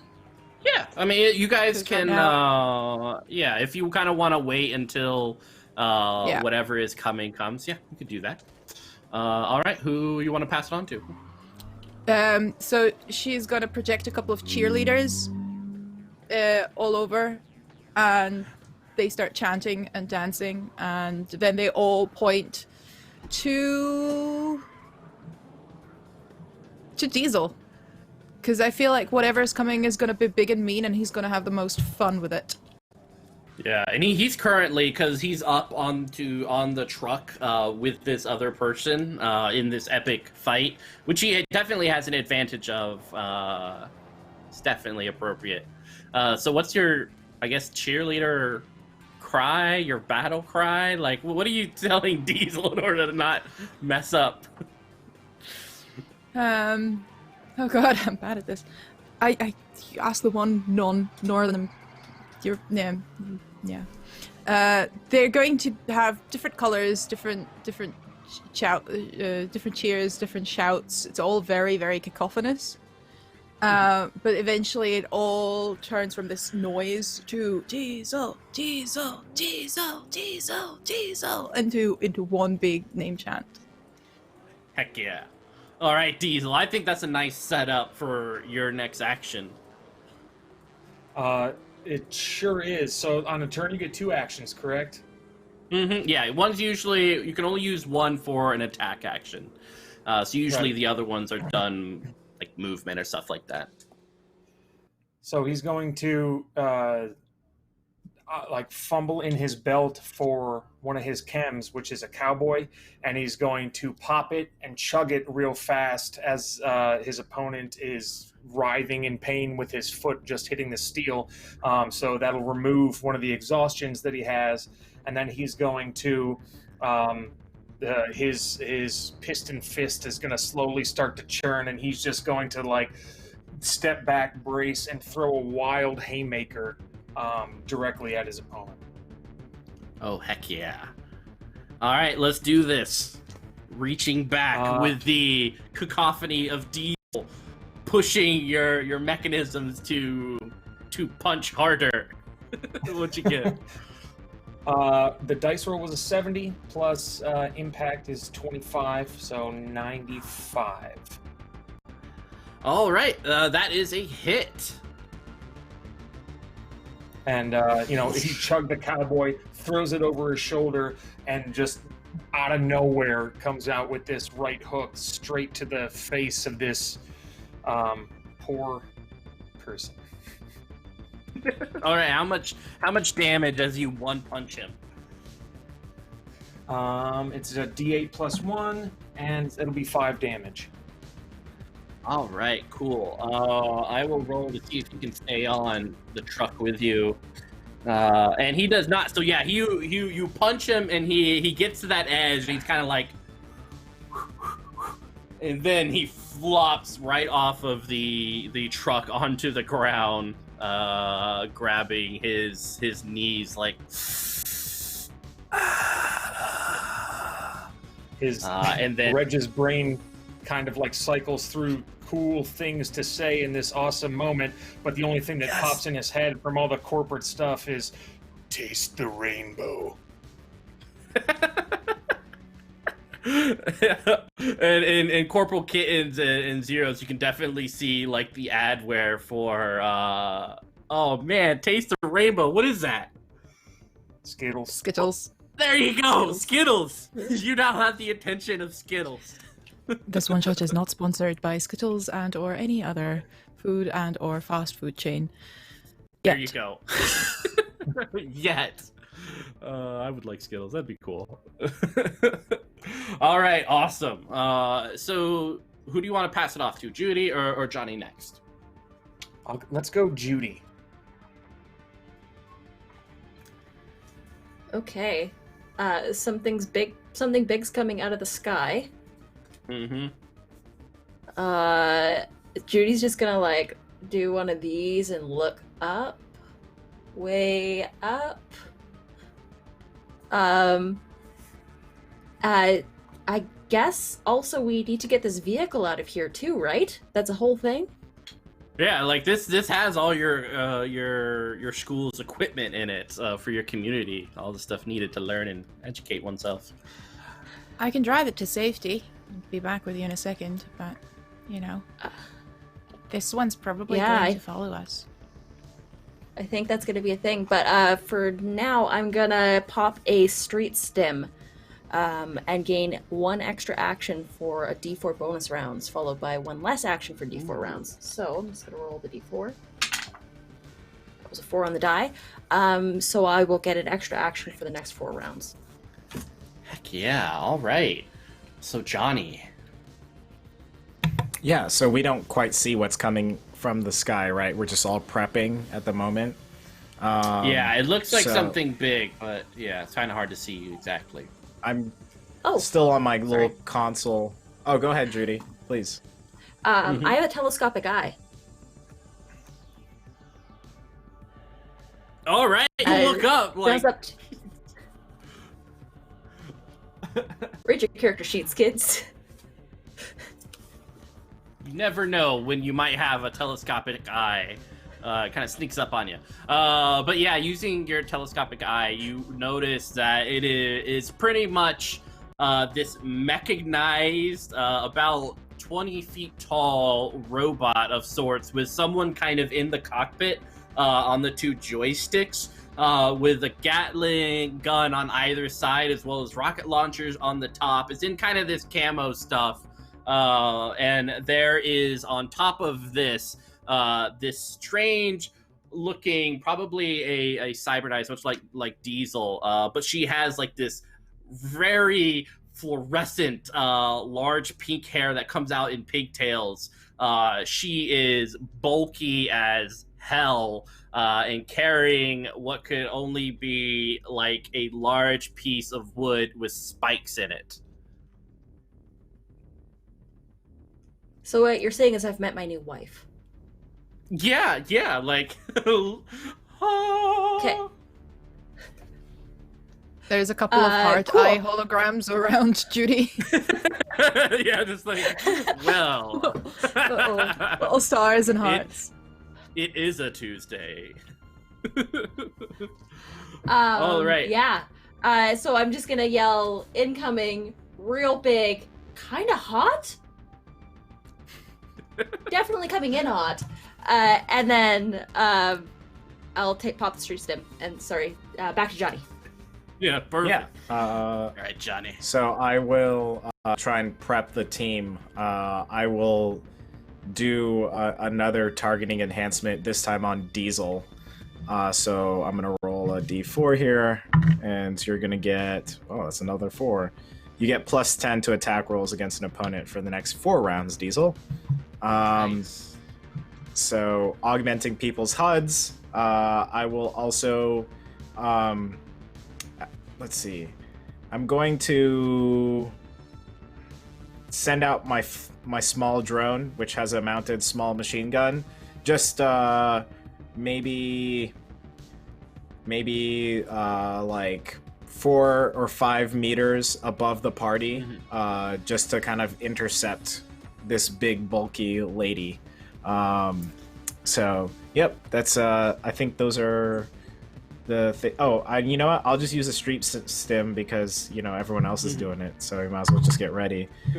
So 3 extra actions, or 1 extra action for the next 3 turns, and followed by 1 less action for 1 d4 round. So there we go. Excellent. All right. So your kind of drone will get a chance to shoot off as it comes in, because on my turn these things are landing hot. So go ahead, Johnny, if you want to go ahead and roll that, see how it goes. Okay. I assume that they're gonna use my stat for like flow, except without training, because that's how that's gonna work, I guess. I'll Right. also take like a data bank if you kind of want to, because it's program stuff. So Sure. however yeah, you we'll think do data. you want to do it. All right, we'll do data bank then, plus the training for it. So 82 plus 82 plus 92, so 106. All right, you miss. All right. That's and then I'm just yeah. Go ahead.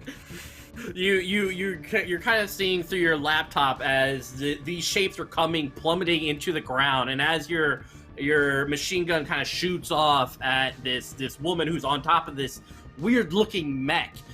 You see her kind of this after image, and then you notice that she has flipped off of it.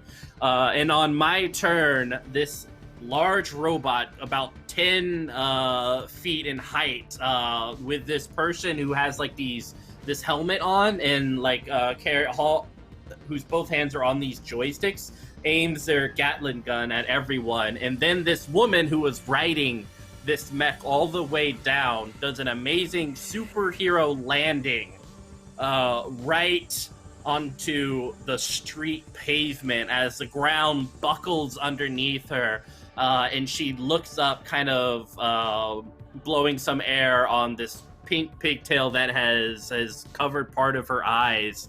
And you notice that her eyes are definitely cybernetic with these red glowing icons that look like stars. And yeah, she kind of grabs onto her bat with the spikes in it. And she says, "Hippie-ki-yay." And that's the end of their turn. They just get that landing. All right, your guys' turn. I want to distract her. All right, how are you going to do it? Because there is a distract move, which means if I hit, it's a regular attack roll, but if I hit, instead of taking damage, they take -20 to dodge rolls. Ooh, for this round. So I will have my surveillance drones fly right into her face, trying to, with a couple of laser pointers, get into her eye and blind her. It's not too good though. Plus impact. It's just 44. All right. Unfortunately, it looks like she doesn't care about the lasers in her eyes. If anything, the kind of red stars start to twirl about in her eye socket, and she has this grin on her face, like she is getting more excited for this upcoming fight. Guess that's a higher model. Who are you passing it on to? I am passing it on to Judy and her heart eyes. I guess you have to distract her. I can't. I tried.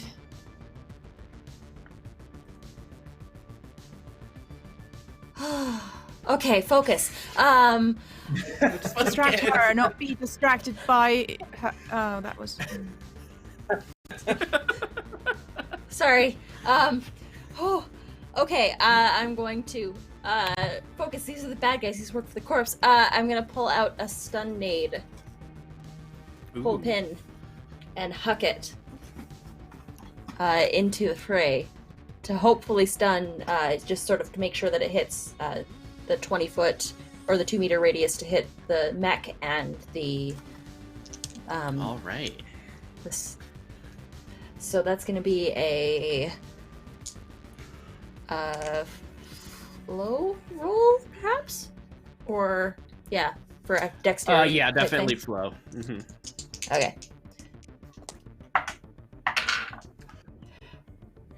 That is a 91 plus 22. That is 113. Woo! All right. Well, both are stunned, blinking back. There's something about your magic stun flash grenade. The mech is like moving about, and you notice like the guns are starting to spin, and like bullets start flying in the hundreds and thousands, just tearing up the road and the truck in half. And this girl kind of gets back, kind of does a back flip and covers her eyes as she's desperately trying to figure out where she is. The cars kind of swerve around her as she does, but she's kind of in the middle of traffic. That's one action to throw the grenade. I have 2 more, so I'm going to then run in and I'm going to engage her. I'm going to try and just use as much like katana, gunfu, shotgun in one hand, katana in the other, and just try and like take a swipe and then maybe come up and like try and take a shot. Or I guess it would be, yeah, just try and take a, yeah. Let's do I'm this. gonna try and John Wick this shit. So yeah, let's roll. Not very good though. That is a let's flow. Okay, so that would be so that would be 72 plus 10 would be 82. Sorry, 81. All right. So normally this would be amazing, and it definitely is so cool. But what was the you like? You're trying to hit her with katana, right? As the Yes. first. Yeah. As you come in, there's this moment that she seems to hear the blade extend, and with her left arm, she reaches out and kind of grabs the katana before it slices down onto her shoulder, and you notice that there's a little bit of blood kind of coming down from her hand as she's like shaking and still blinking away the light, but she kind of is holding on to your blade.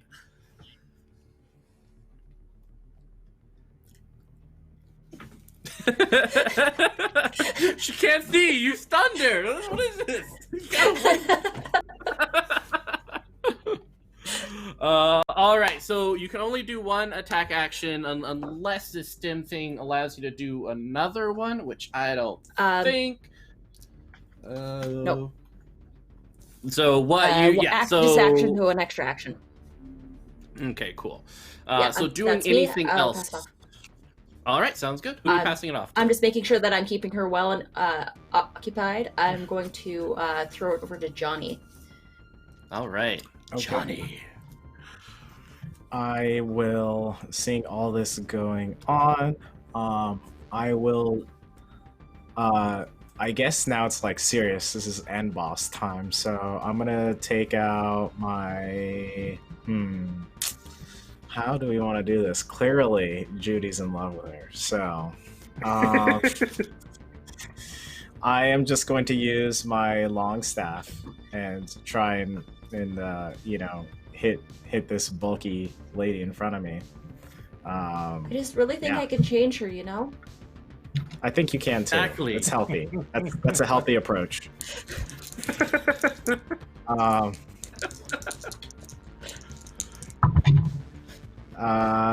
No, I am enraptured by her bulkiness as well. I get like a 27. I'm team bulky as well. So, my glasses like my glasses like mist up as like I'm just like hot and bothered But I will also use my small. Is it just? Did she come by herself, or was there multiples that came with her? She is by herself, but she came with that mech. So that mech is right, like not that far from her. So not only are you dealing with a very buff, pink-haired woman who is currently making goo eyes at Judy, but you're also this mech has been firing because it's been stunned and it's just shredding everything it's kind of looking at. I will go to my. I think I'm gonna go to Diesel, and do the thing where I have this one ability that says I can basically go up to a teammate who also carries one of my consoles with them, and if they do that, then I get +10 to doing something with like hacking. So I'm going to try and Trojan this big automated machine. So I'm going to do a soul plus sneak to try and hack in. That is 60 plus, so 76 plus another 10 because I know how to do this, plus another 20. So like, I think it's like 80, 86. All right. I'm loving the music. All right, so we'll say this is probably code breaker, so you're unlocking the first lock as you're able to start getting into this mechanism. So you see it start to slow down a little bit, but you know you're gonna need some time, and probably Diesel is gonna be necessary before that thing kind of turns its attention on you and decides to shred you with lots and lots of bullets. Got it. Yep, that's my turn because I think I did all three things. So pass it. All right, Diesel. All right, so this is some stuff. Okay, so Diesel's going to walk up to the mech with his piston slowly firing and gaining speed, and he's going to use his long fist kung fu martial arts as he approaches this mech. He's going to do like a wheelbarrow if you're a dancer, or just like a barrel roll if you like Star Fox, and then he's going to take that momentum and lower his stance and like with an open hand balancing him in the back, his power fist is going to launch forward into the mech, using the martial arts plus the bonus that Johnny has given him would be an additional 30 to the roll. And then what his aim is, he's going to attempt to, like a tank would, distract it. So not necessarily deal a butt ton of damage on this one, but all right, like I'm here, look at me now. Perfect. All right, roll it. 73 on the dice, so that'll be 103. Woo! All right, so perfect. With this kind of tactic with your kung fu, you're able to smack the machine guns up into the air. So like, it's now shredding some poor bird passing by. It's definitely like it has stopped looking. You can kind of notice its little target reticle on like this little black screen. It has moved from Johnny to this ridiculous cybernized individual with this rolling fist kung fu. And then his brain is cycling through a cool thing to say to further the distraction, and his mind goes to something from the television era in 2007 on cable, and break me off a piece of that football cream. Oh man! From The Office. Yeah, I love that. Break me off a piece of that. All right, sweet, perfect. We are rolling up into, I think it's my turn. Yay! Hey. So this mech, because we're going to handle Judy and her tangled web a little bit later. But this mech is going to lift off to try to get Diesel out of its range. So Diesel, why don't you make an impact? You can even use your long fist kung fu to kind of stay attached to this thing. Cool. All right, so that is.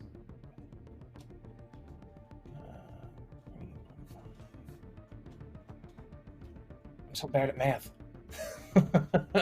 All right, so the roll was a 38. I get the 25 plus the additional 10 for Johnny plus the additional 30, the additional 20 for the kung fu. So it's 30, 55,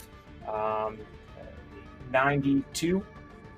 Yes, that is enough. So you guys see Diesel lift up into the air, grabbing onto these machine guns as the flame kind of erupts underneath this machine, sending them both about 3 meters up into the air and continuing to go higher. And so for this woman who still is kind of stunned, her hand, other hand over her eyes, the other hand grabbing onto this katana, she gets up from the ground, looking at Judy through her eyes, always kind of using her lips and her breath to push off a little bit more of the hair that keeps kind of dangling in front of her vision as a bead of sweat rolls down her cheek. And yeah, go ahead and dodge, Judy. I will do my level best. Okay.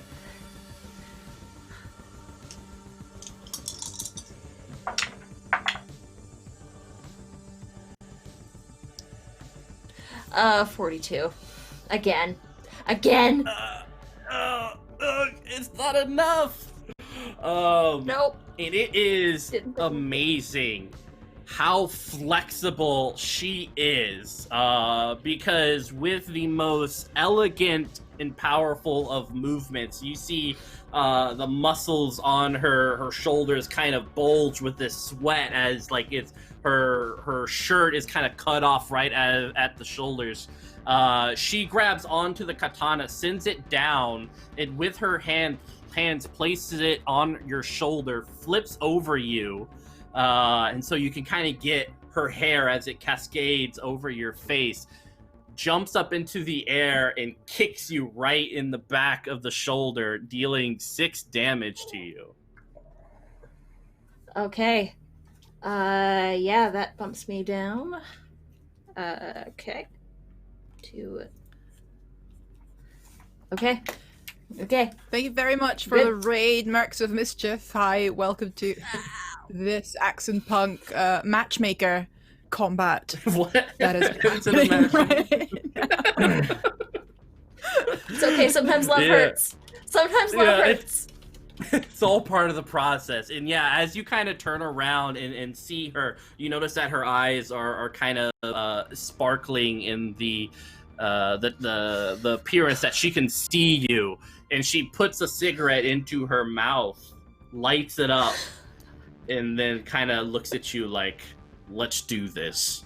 It is the most let's do this eyes you have ever seen. Okay. And speaking of which, it BDB is your guys' by time. Azalea Banks comes on. Yes. We need a Spotify for this. Yeah. But yeah, it is your turn. You guys' turn. Okay. So who wants to go first? I think Judy is. Okay. Judy, go ahead. Definitely Judy. Yeah. Let's try this. I'm gonna okay, let's dance and just start ninjutsu moves, katana, gun coming up to parry, and just I think it's just it's they're dancing. It's this beautiful display of like choreography and like subtle movements, and just like I'm gonna try and like give her some like a couple slices here and there, and like just sort of I'm gonna try and direct her to behind the armored car, so that the armored car is between us and the mech. All right. Just so that way, once fire starts opening up and once all hell starts breaking loose, at least the two of us are protected. Oh, that's a lot of thought. I love it. And on the die roll again. Holy shit. Okay. Yeah. Plus, it's like 130 something. Oh, I only got a 3. So... I only got a 3, so you crit. What's this yeah, look like? So it's just like the most elegant, like beautiful dance set to a song about like girls getting it on, and like just like honestly just, and like yeah, I like wind up parrying. I'll do a slash. It'll only do 1 point of damage. Sorry, 2 points of damage. So it's not doing very much, but it's mostly just maneuvering and moving, so that way once the hail of bullets starts, we're behind the armored truck. Yeah, and you guys are behind there, and there's like this pause as you guys are both kind of have twirled and slashed, and bits of blood has been shot off to the sides of the street into the vehicle you're beside. And there's this point where you guys are both like down on one knee, looking at each other, readying yourselves for your next beautiful dance. You notice that, you know, you're kind of breathing heavy. She's definitely not really breathing, though you still see some sweat over her body. It's most likely a kind of cybernized coolant system for her body, but there are cuts all over her, and she has like this wonderful mischievous smile on her face, and she kind of points at your cheek with this like nice smile, and as you do, you notice that there's a little bit of lip gloss on your cheek. It must have been sometime during the combat, some like superior move to show you that she is just getting started, but this is going to be a fight for the ages. All right, and who are you tossing it off to? I'm gonna toss it off to Diesel. Right, Diesel, you are shooting up into the air. Yeah. So with the distract thing that I took last turn, do they get -20 to dodge rolls for this round? Is that correct? Yeah. Okay. So hanging on with his power fist for dear life, his piston is still moving, which means the fist stays in place, and he's just going up and down as this mech rises into the air. And you'd say we're like how far into the air are we? So just like you were coming up at the top of this trailer truck, so probably about like 6 or 8 meters. Okay. Diesel's going to attempt to claw his way up to the top of the mech, where like the pod with the central head is, and then the two rotating Gatling guns things that are going on, and he wants to put his mech fist and his normal fist together, burn an exhaustion for an overclock, and do like a double axe handle down on the shoulder joint of the mech to try to separate one of the guns from the body of this thing. Nice. All right, go for it. All right, so with the overclock, it's the roll plus 40 plus Michael's 20 plus impact. Or plus Michael's 10. And I get a penalty to my dodge, which supremely stinks because I just rolled an 8. Oof. All right, so rolls 58 plus 40 is 98 plus 25 is 123 plus the 10 is 133. You crit. So you can either do double damage, or you can do damage and do something extra special, and I'll let you take the reins on it. I think for the objective, I'm going to do double damage. All right, have it up. All right, so that's with the bonus, it's 7, and then times 2 is 14. Woo! All right, Johnny Corporal Kitten, since you were not enraptured by a beautiful dance, you notice that one of the machine guns just kind of gets smashed off and falls down and puts a hole through the truck as it smashes down onto the ground. Sparks fly out, and Diesel, you're kind of having to hold on even harder as the jets are kind of wobbling about, and you guys are kind of spinning in this air as you continue to shoot on upwards. Do you have any pre-programmed awesome lines? He's shuffling in his head through the databases of pop culture since the dawn of time, and he's kind of like flickering out because like with the machines that are a part of him, the adrenaline is kind of overflowing at this point, and he just kind of scats and goes beep up boop ba doo bop boop beady boop ba doo boop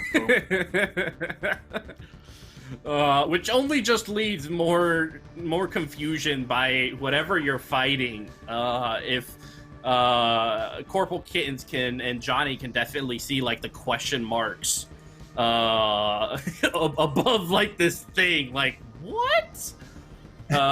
So yeah, who are you sending it off to? I'm gonna send it off to Corporal Kittens. Kittens. Corporal Kittens is just getting her wires crossed because from some strange parallel universe, she is receiving subscription notifications. Thank you, Draco, for those 5 donated. And we hit those 40 retweets, so make true love happen. I compel thee. True love you is so going much, to happen. James Yes! This are here This is for why it. we play. This has been a very hungry / thirsty game, and I am all about it. Mm-hmm. Yeah, and thank you definitely, Draku.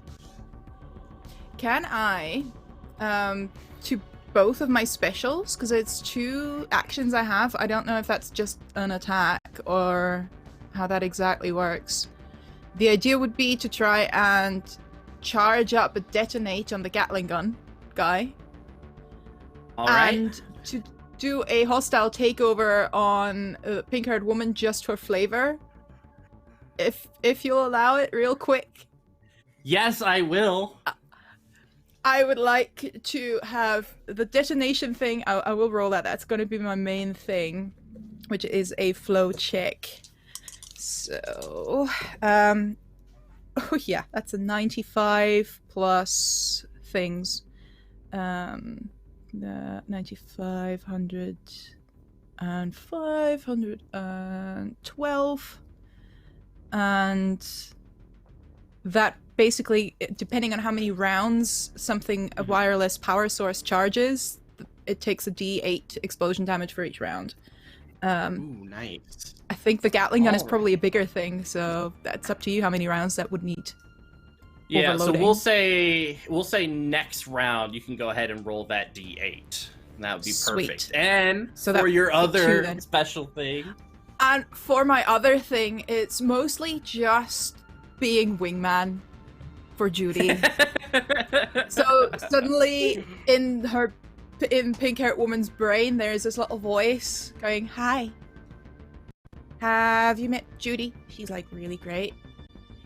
She's really, really strong, and she's really, really feisty, and I think like you two would get along like really well. I think you could like vibe off each. You could do sparring. You could punch each other. She's into that. It's weird, but you should totally like give her a chance. She's so sweet." Yeah, and you can kind of feel like this question mark in her head, like, who's Judy? The one punching in the face right now. And then a little, arrow and 3 heart emoji back before she leaves. Like those things. Perfect.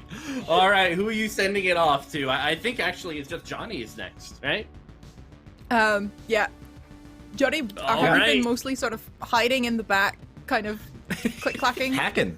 hackering. I'm click-clacking. I'm passwording over here, just like, Then- the whole thing. Running When you see a program. tiny little, like, Carl, or whatever it was called in English, the annoying Microsoft Word, Sure, yeah. The little Yeah. the paperclip. Paperclip. Clippy. I- I'm a German speaker, God. sorry, so we had Karl It's Klammer. Anyway. But you see a I like little that better. version of that, of Corporal Kittens pop up and say, "What you doing?" And that's just... I'm hacking, of course. What do you mean? I'm always hacking. I hack everything.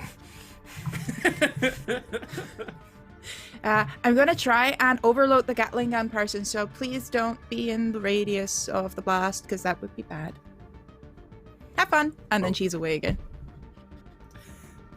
And then I will tuck behind. I'll close my laptop way too hard again, and I'm gonna tuck behind the armored car that we came in. Open my laptop back open again, and then I'm going to try and still do the code breaker on the one that Diesel's fighting at the moment. So let me roll this. That's gonna be 60 plus 20 plus 10, or plus another 20, so 100 exactly. To try and code break that big automaton or whatever it is. Yeah, so you've because I rolled infinitely low, which just seems to be my growing trend. I think I might use some Banes to help me out here, especially with this epic fight. Sure. Yeah. But you have gained control to several of its functions, so you can kind of control when it fires. But there's something in it that kind of piques your interest, in that there's an ejection program within the mech. Mm-hmm. But Diesel is currently flying up with it, right? And I know that This Diesel is doesn't have true. any. I'm gonna Not- enable the thrusters to kind of slow the ascent and kind of start doing the little pop, pop, pop, pop, and kind of like Yeah, bringing them slowly down, so that Diesel doesn't die from a horrible falling. So I'm gonna do that, and then I'm going to hack that part, and then I'm going to bring my other drone, which is a hologram projector. I'm gonna put it behind Judy, and I'm gonna make it kick its little like rotary wings really hard, so it blows her hair. And I'm also gonna project like flames, like this, like really like sensual like flames from behind her to like really like kick it up. And then so that's my second action. My third action, I guess I will, I don't know, prep a stun grenade in case something else happens extra on the side, and that's gonna be my turn. And I will pass it. It's back to you now, right? Because you. Yeah. I think so. It's my turn. Yay! So this mech is kind of slowly starting to go as it's coming down a little bit closer to the road. You notice like this highway is famous for people just getting out of their cars and watching cars that are on fire. And in much the same way, you guys notice Detroit. that there's an audience. Yeah, there's an audience just kind of on the highway who have gotten out and are like watching, like, oh. And this mech is desperately trying to aim one of its smaller guns at Diesel. So Diesel, go ahead and roll dodge. You got it. All right, so that's 55. All right, fine. You done did it. Like the shot fires out and just kind of, what do you do to dodge it, or maybe it bounces off your face? catch it with your teeth.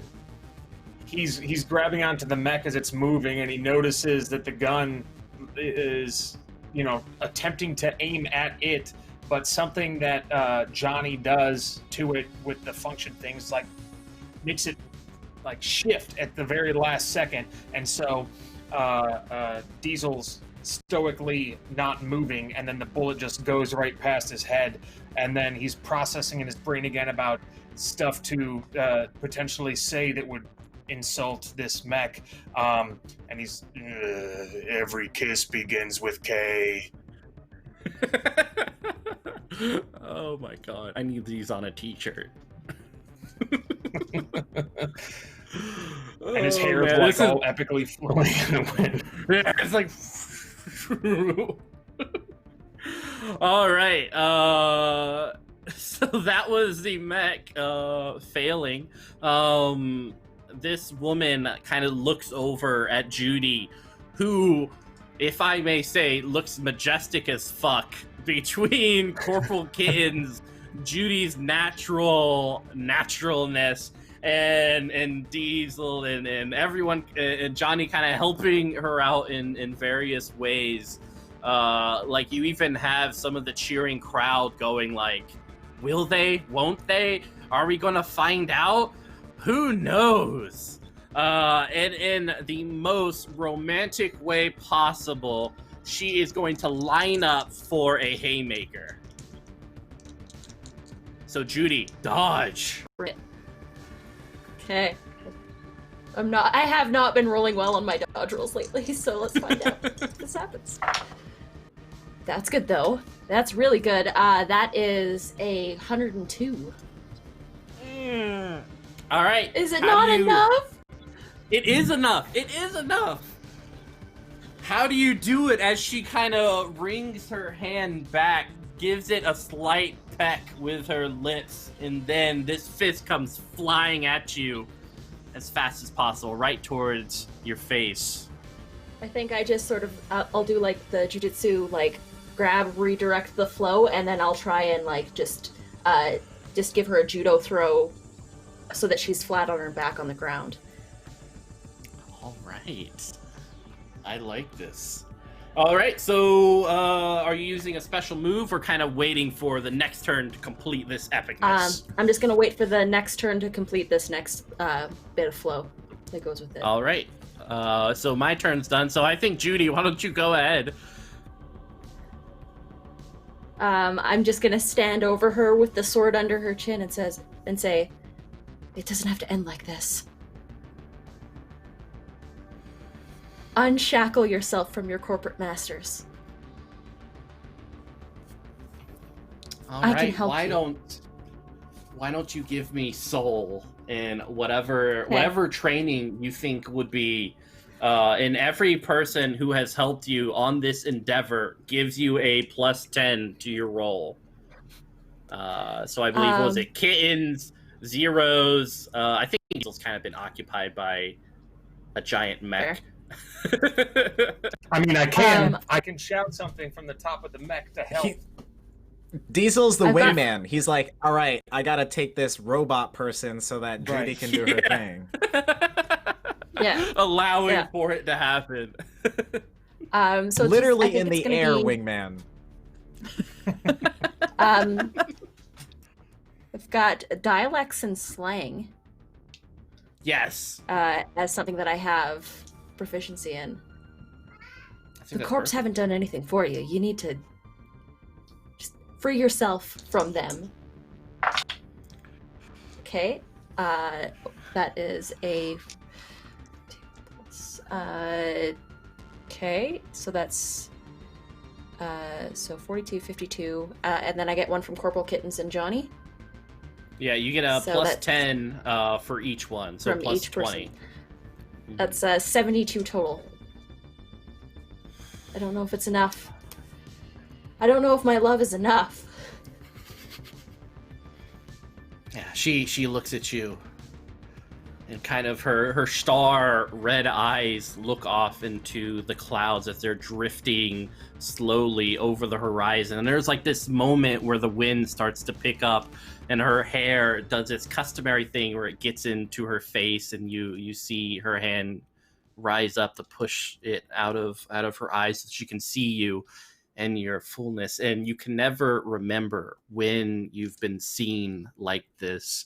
Such focus on who you are as a person, so much attention to every little detail, the way your cheeks move, the way your lips kind of move as you speak. Every ounce of you is poured into her attention, and you can almost see a slight bit of this black liquid pouring down her right eye as she looks at you and says, They have my sister. I have to do this.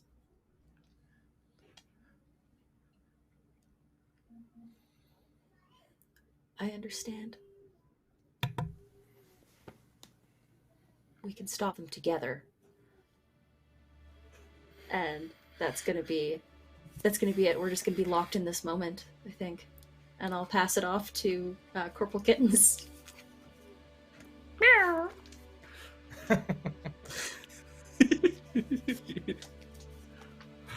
All right, Kittens. What do you got? One of Corporal Kitten's holographic projections is at the top of the truck, just looking down, absolutely invested.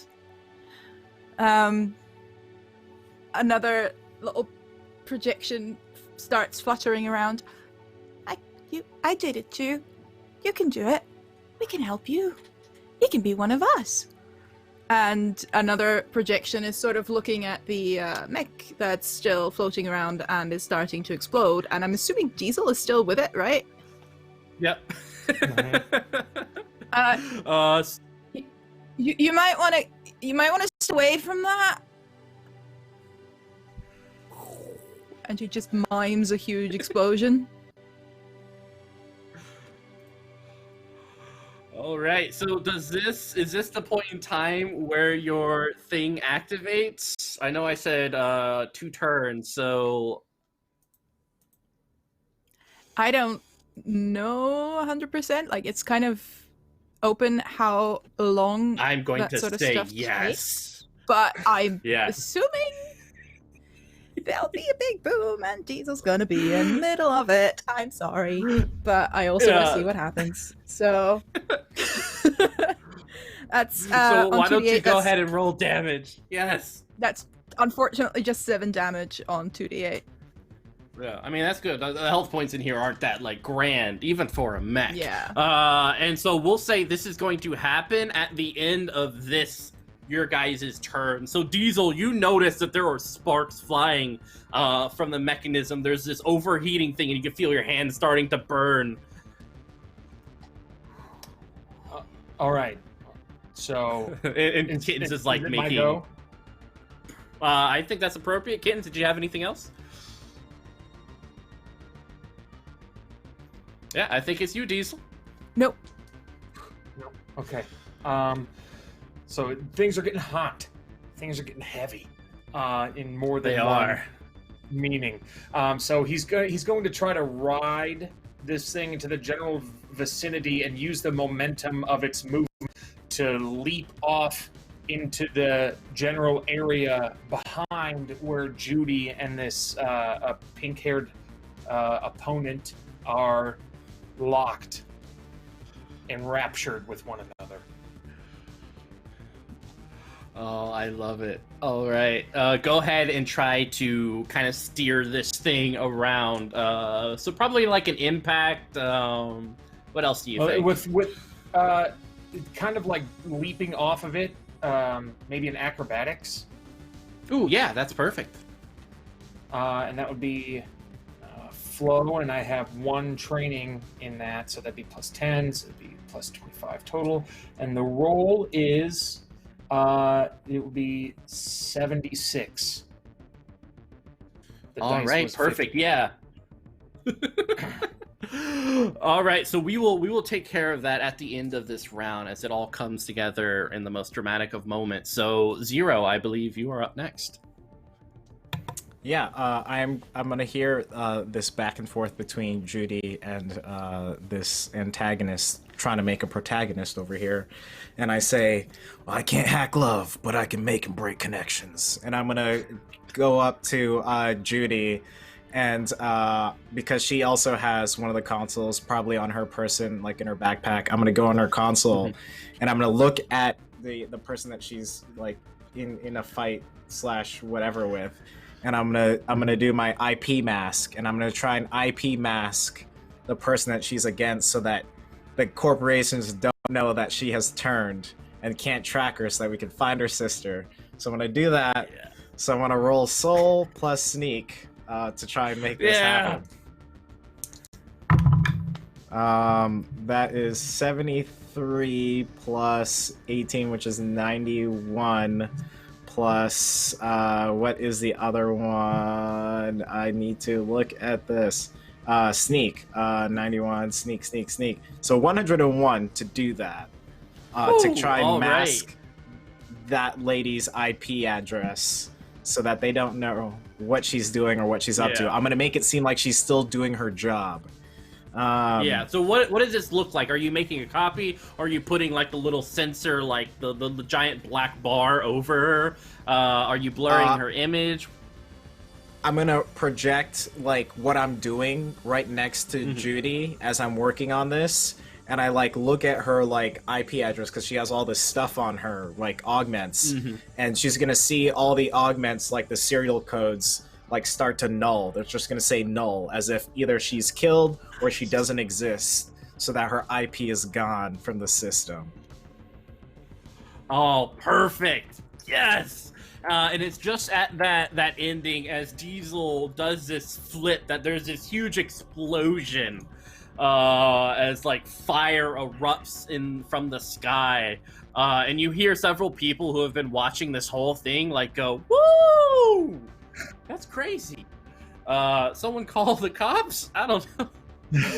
It's very hesitant. But you see Judy kind of looking at this woman with like this flame erupting in the sky behind her, kind of getting hot as the surrounding area shoots up several degrees as Judy has like the perfect red glow from behind. With my turn, this woman looks up at you, Judy, and extends her hand. I grab it. Can Diesel say something as he lands behind them? Heck yeah. So he lands with like a thud, and it doesn't break the gaze of these two magnificent individuals, and he slowly rises, sweat dripping off of the little bit of flesh that he has, and then he's cycling through sayings and goes, "Melts in your mouth, not in your hand." And with that, clasp your hand, Judy. I pull her up. Surprisingly calloused hands, rough against yours. She looks at you. "I trust you. Let's do this." Fuck the corporations. And I think that is the perfect way to end it, as like you guys walk back to your car, steaming from all this explosion and fire. Judy hand in hand with this woman who she will get to know as another purpose, another mission is just on the horizon on your continued fight against the man. And what music do we end to? I gotta know. Oh. I'm thinking Lionel Richie, but I don't. No, that's a little too on the nose. I think with all the explosions and love, I think X gon' give it to you. By DMX. That was gonna be my guess, yes. Yes. It's a pretty good one. It's a pretty good one. Yeah, X gonna give it to you as everyone starts walking. The sun slowly setting on the horizon in the most epic moments. Police sirens in the distance. The kind of frowning McDonald's logo in the sky. Always wondering why no one has bought their shit. Yeah, that was Axon Punk. The one shot. Woo! Woo! That's awesome.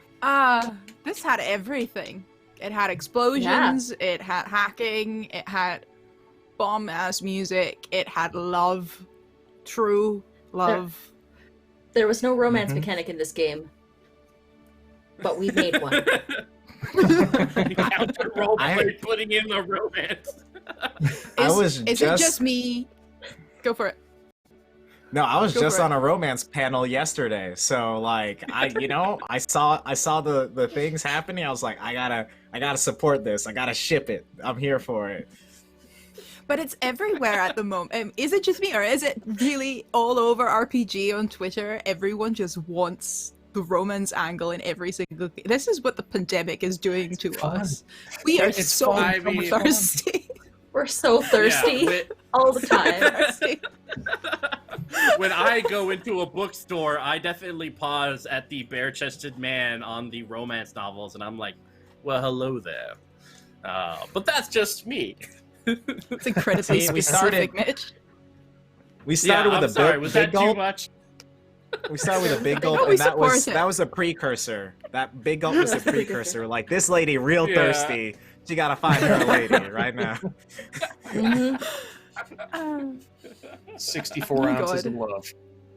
Yeah, that's how you fight the corporations. You fall in love, you punch things, and you explode mechs.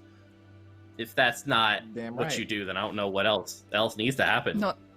Not necessarily in that order, but I think that's the Yeah.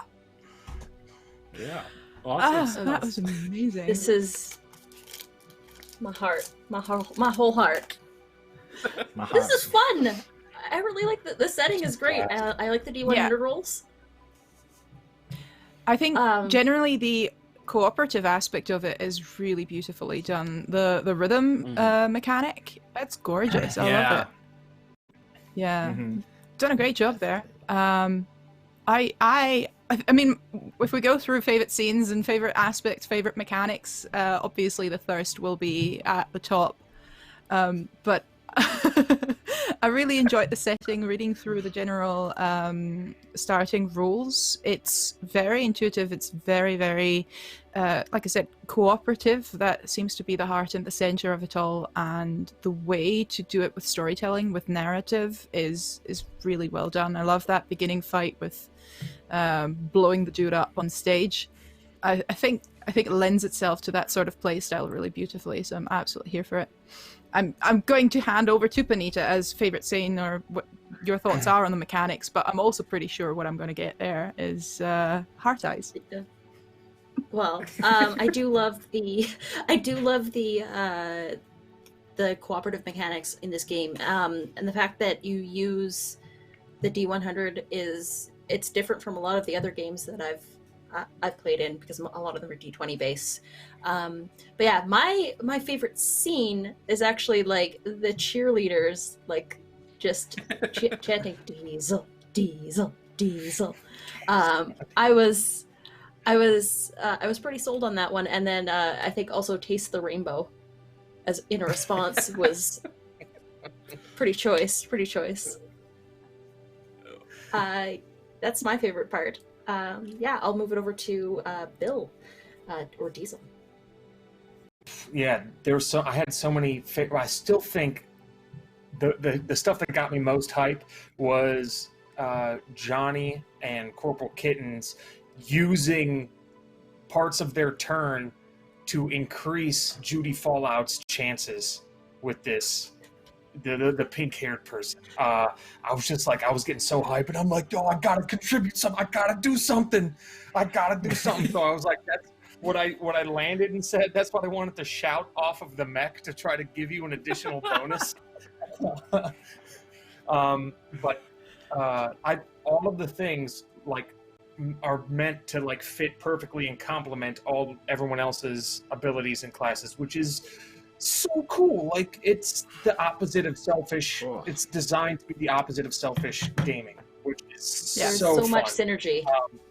Yeah, and I think that'll really increase like the connection you have with the players at the table too. So if you have a group where nobody knows each other, it's like at the end of the first session, you've already done a warm-up exercise in terms of how am I going to get to know you as a human.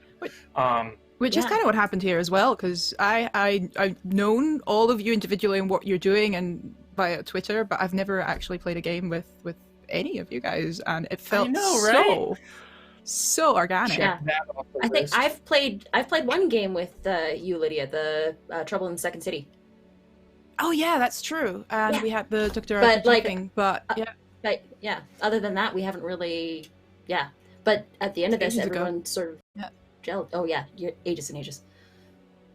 Good stuff. But yeah. Anyway, It was Michael, dope would design. I really appreciate this. I mean, it combines like, cyberpunk plus hip hop stuff, and all of it felt pretty organic, didn't feel overly forced. I do, and to say the same about the cooperation mechanic, kind of like how the hacker and the AI just feel like it organically supports the other characters.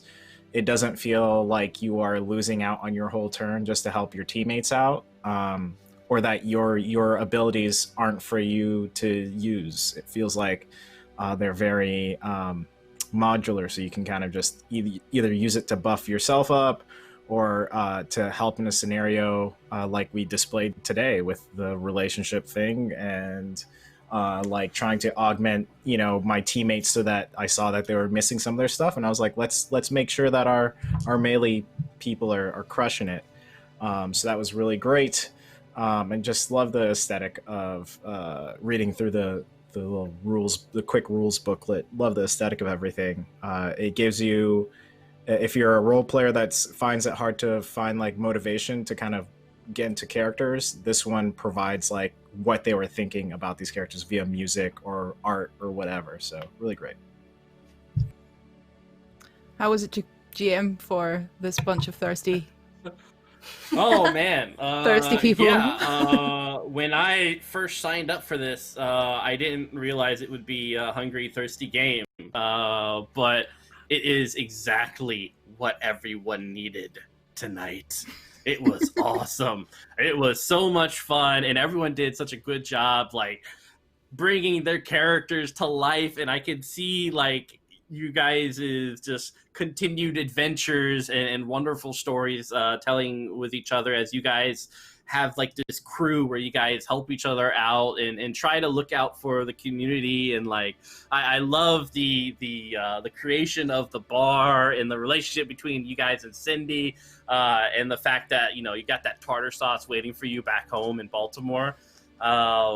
It was so jammed packed, filled with action, and such wonderful moments and memorable lines. Like I love how the system just is like has so much flavor that it brings to your attention, yes, I need to add some flavor into this sauce because it's amazing. It's amazing sauce. And we're back on food now. Everyone's hungry again. In addition to the I know.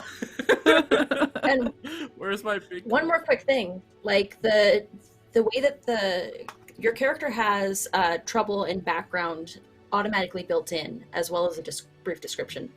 I actually managed to use my background, which is on the character sheet. Background street, liberate someone or something from servitude.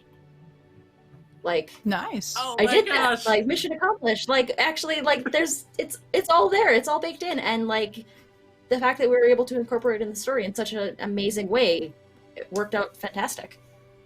Oh yeah, and I love any game that lets me punch corporations and stuff like that. Punch up. I love it. Do it. Yeah. No, the Wrong Brothers and Sugar Games, you did a fucking amazing job with this one, and everyone should check out their Kickstarter, which managed to get funded with a few days to spare, so you can still hop on there.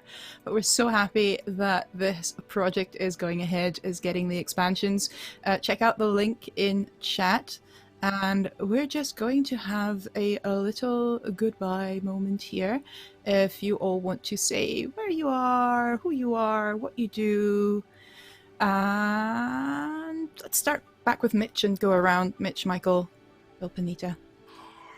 All right. My name is Mitchell. You can find me on the socials via Penny for a Tale, where I will chat with you, talk to you. I love talking to people, so I'm very enthusiastic. So I look forward to talking with everyone here, and I especially love this crew. They're gonna not hear the end of me for several years. But yeah, Penny for a Tale. I am the creative director over there, and we handle marketing and creative development for many TTRPGs, including Helmgast, Blackfoot Games, Imagining Games. We love the TTRPG community and want to see it grow in amazing and wonderful ways. So that's where you'll find me, Penny for a Tale. All right. I am Michael Sinclair II, also known as Michael Crits Everywhere. I am a professional role player, which is awesome to say. Woohoo. I am also going to be streaming Magic the Gathering on my channel now that I have like a month break between my between classes, so I'll probably be streaming like 6 hours a day on some weekdays, so check out my Twitter for that, at Michael Crits. We'll hopefully get to Mythic this season. I feel pretty positive that we will. And I'm on Faith Forge Academy, which is a podcast. Just check that out any place you look at podcasts, so Faith Forge Academy. And then I'm on a show with Bill over there. And we are on the Looking for More channel. We'll be releasing episodes next month very soon. So look out for our Twitters for that and the Looking for More Twitter. And that is me.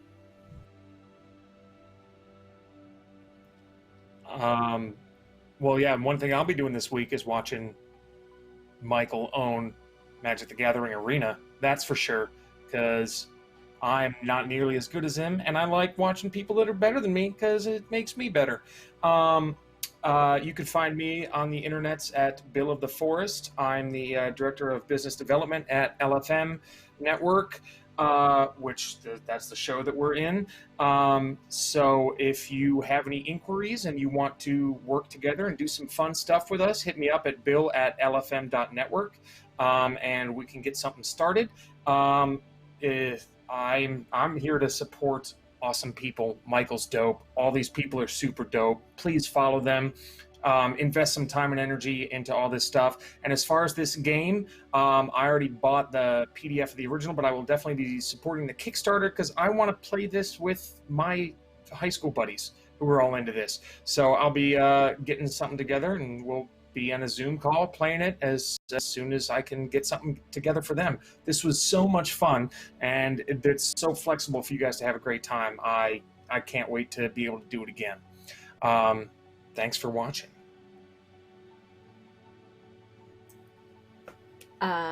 Hi everybody, I'm Anita or Panita, or you can find me on Twitch at Critical Misses.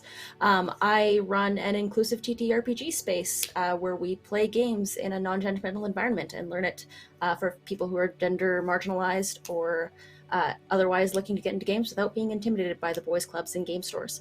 You can find me at Panita or at Critical Misses or anywhere like that. On every second Saturday, I'm on my channel. We do Morning Ritual with Noir Enigma, who you recognize from this channel as Dr. RPG.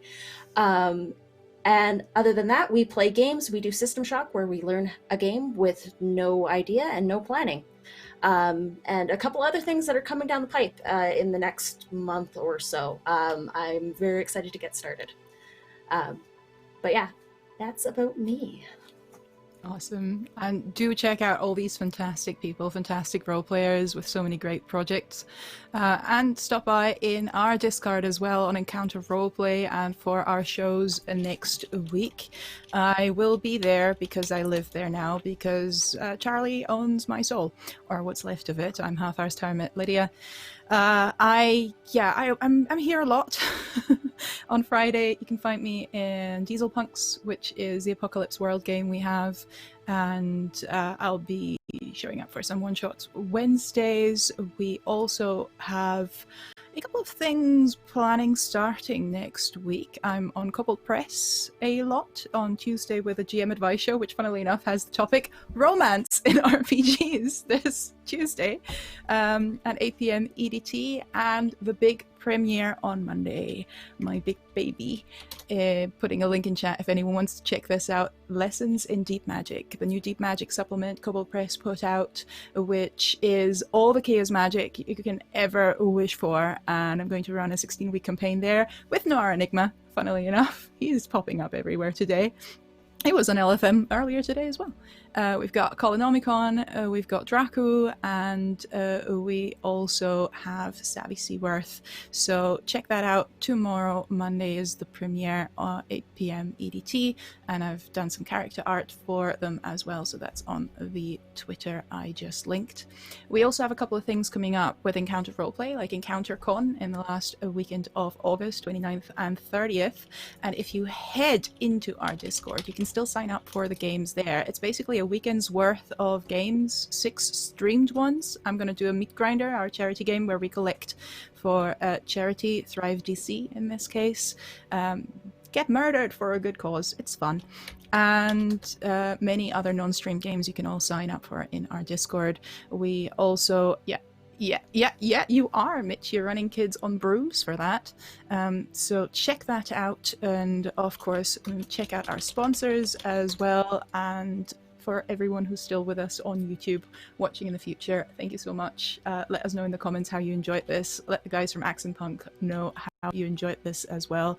And join us again sometime soon. Goodbye, everyone. And I'm going to end on a Crownlands trailer, as that is the next show coming up tomorrow, Monday. Song of Ice and Fire. If you're interested in that, check these guys out. Bye.